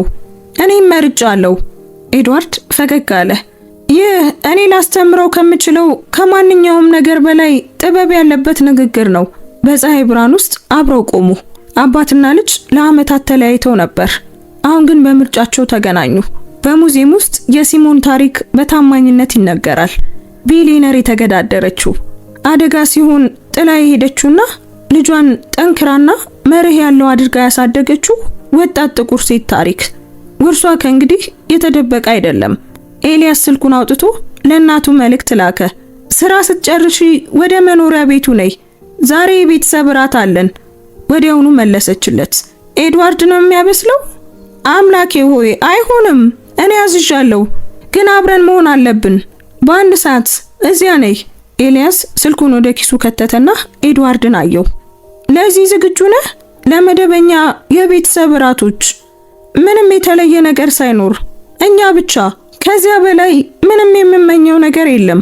በዚያ ምሽት በኤድዋርድ ግዙፍ የመመገቢያ ጠረጴዛ ዙሪያ ተቀመጡ። ስለ ሁሉም ነገርና ስለ ምንም ነገር አወሩ።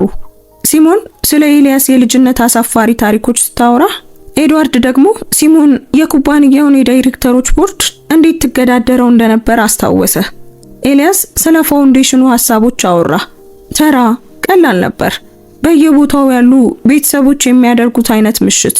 ለነሱ ግን ውድ ነበር፣ በእውነት የተገነባ።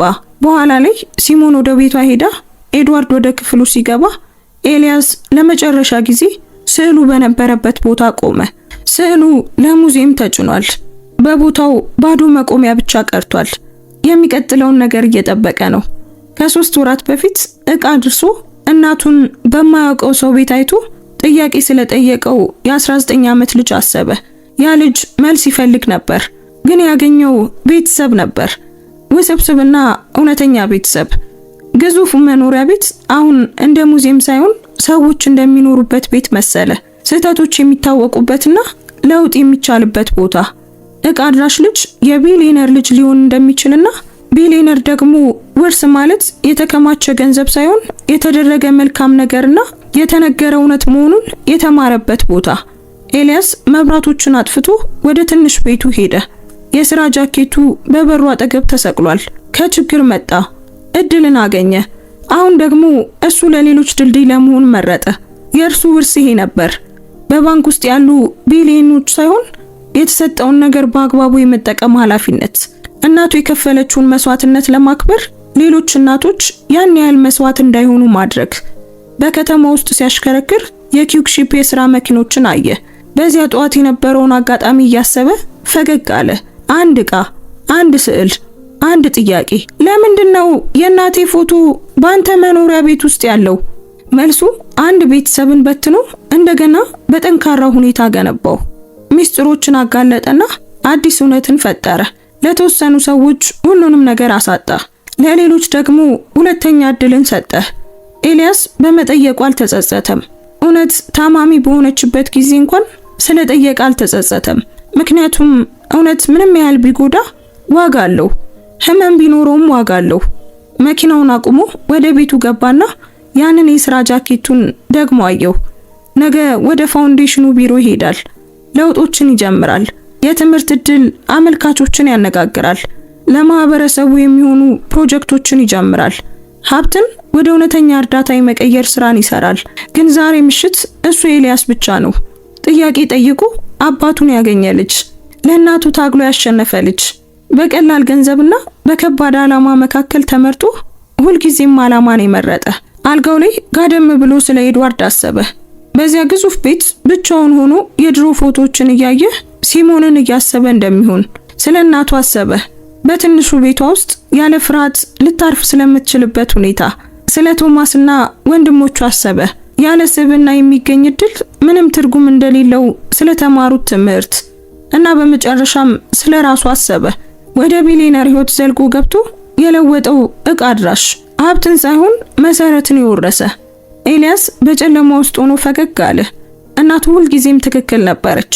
እርግጥ ነው አንዳንድ እውነቶች ይጎዳሉ። ነገር ግን እነሱን ማወቅና መጋፈጥ፣ ምን እንደምታደርግ መምረጥ፣ ያ ነው ነፃነት ማለት። ያ ነው ውርስ፣ ያ ነው ቤተሰብ። ውድ ቤተሰቦቻችን የዛሬው ታሪካችን በዚሁ ተፈጽሟል። ታሪኩን እንዴት አገኛችሁት? ምንስ ተማራችሁበት? እስኪ ያላችሁን ሐሳብና አስተያየት ኮሜንት ላይ ጻፉልን። እዚህ ድረስ ከሰማችሁትና ከጨረሳችሁትም ጨርሻለሁ እያላችሁ ጻፉልን። ትንሽ ደግነት የሰውን ህይወት ይቀይራል ብላችሁ የምታምኑ ከሆነ ላይክ እና ሼር በማድረግ ሌሎች ብዙዎች ጋር እንዲደርስ አድርጉ። እነዚህ አይነት ታሪኮችን መስማት የምትወዱ ከሆነ ደግሞ አሁኑኑ ሰብስክራይብ በማድረግ ቤተሰባችንን ተቀላቀሉ። እናመሰግናለን። እንወዳችኋለን። ቸር ቆዩን።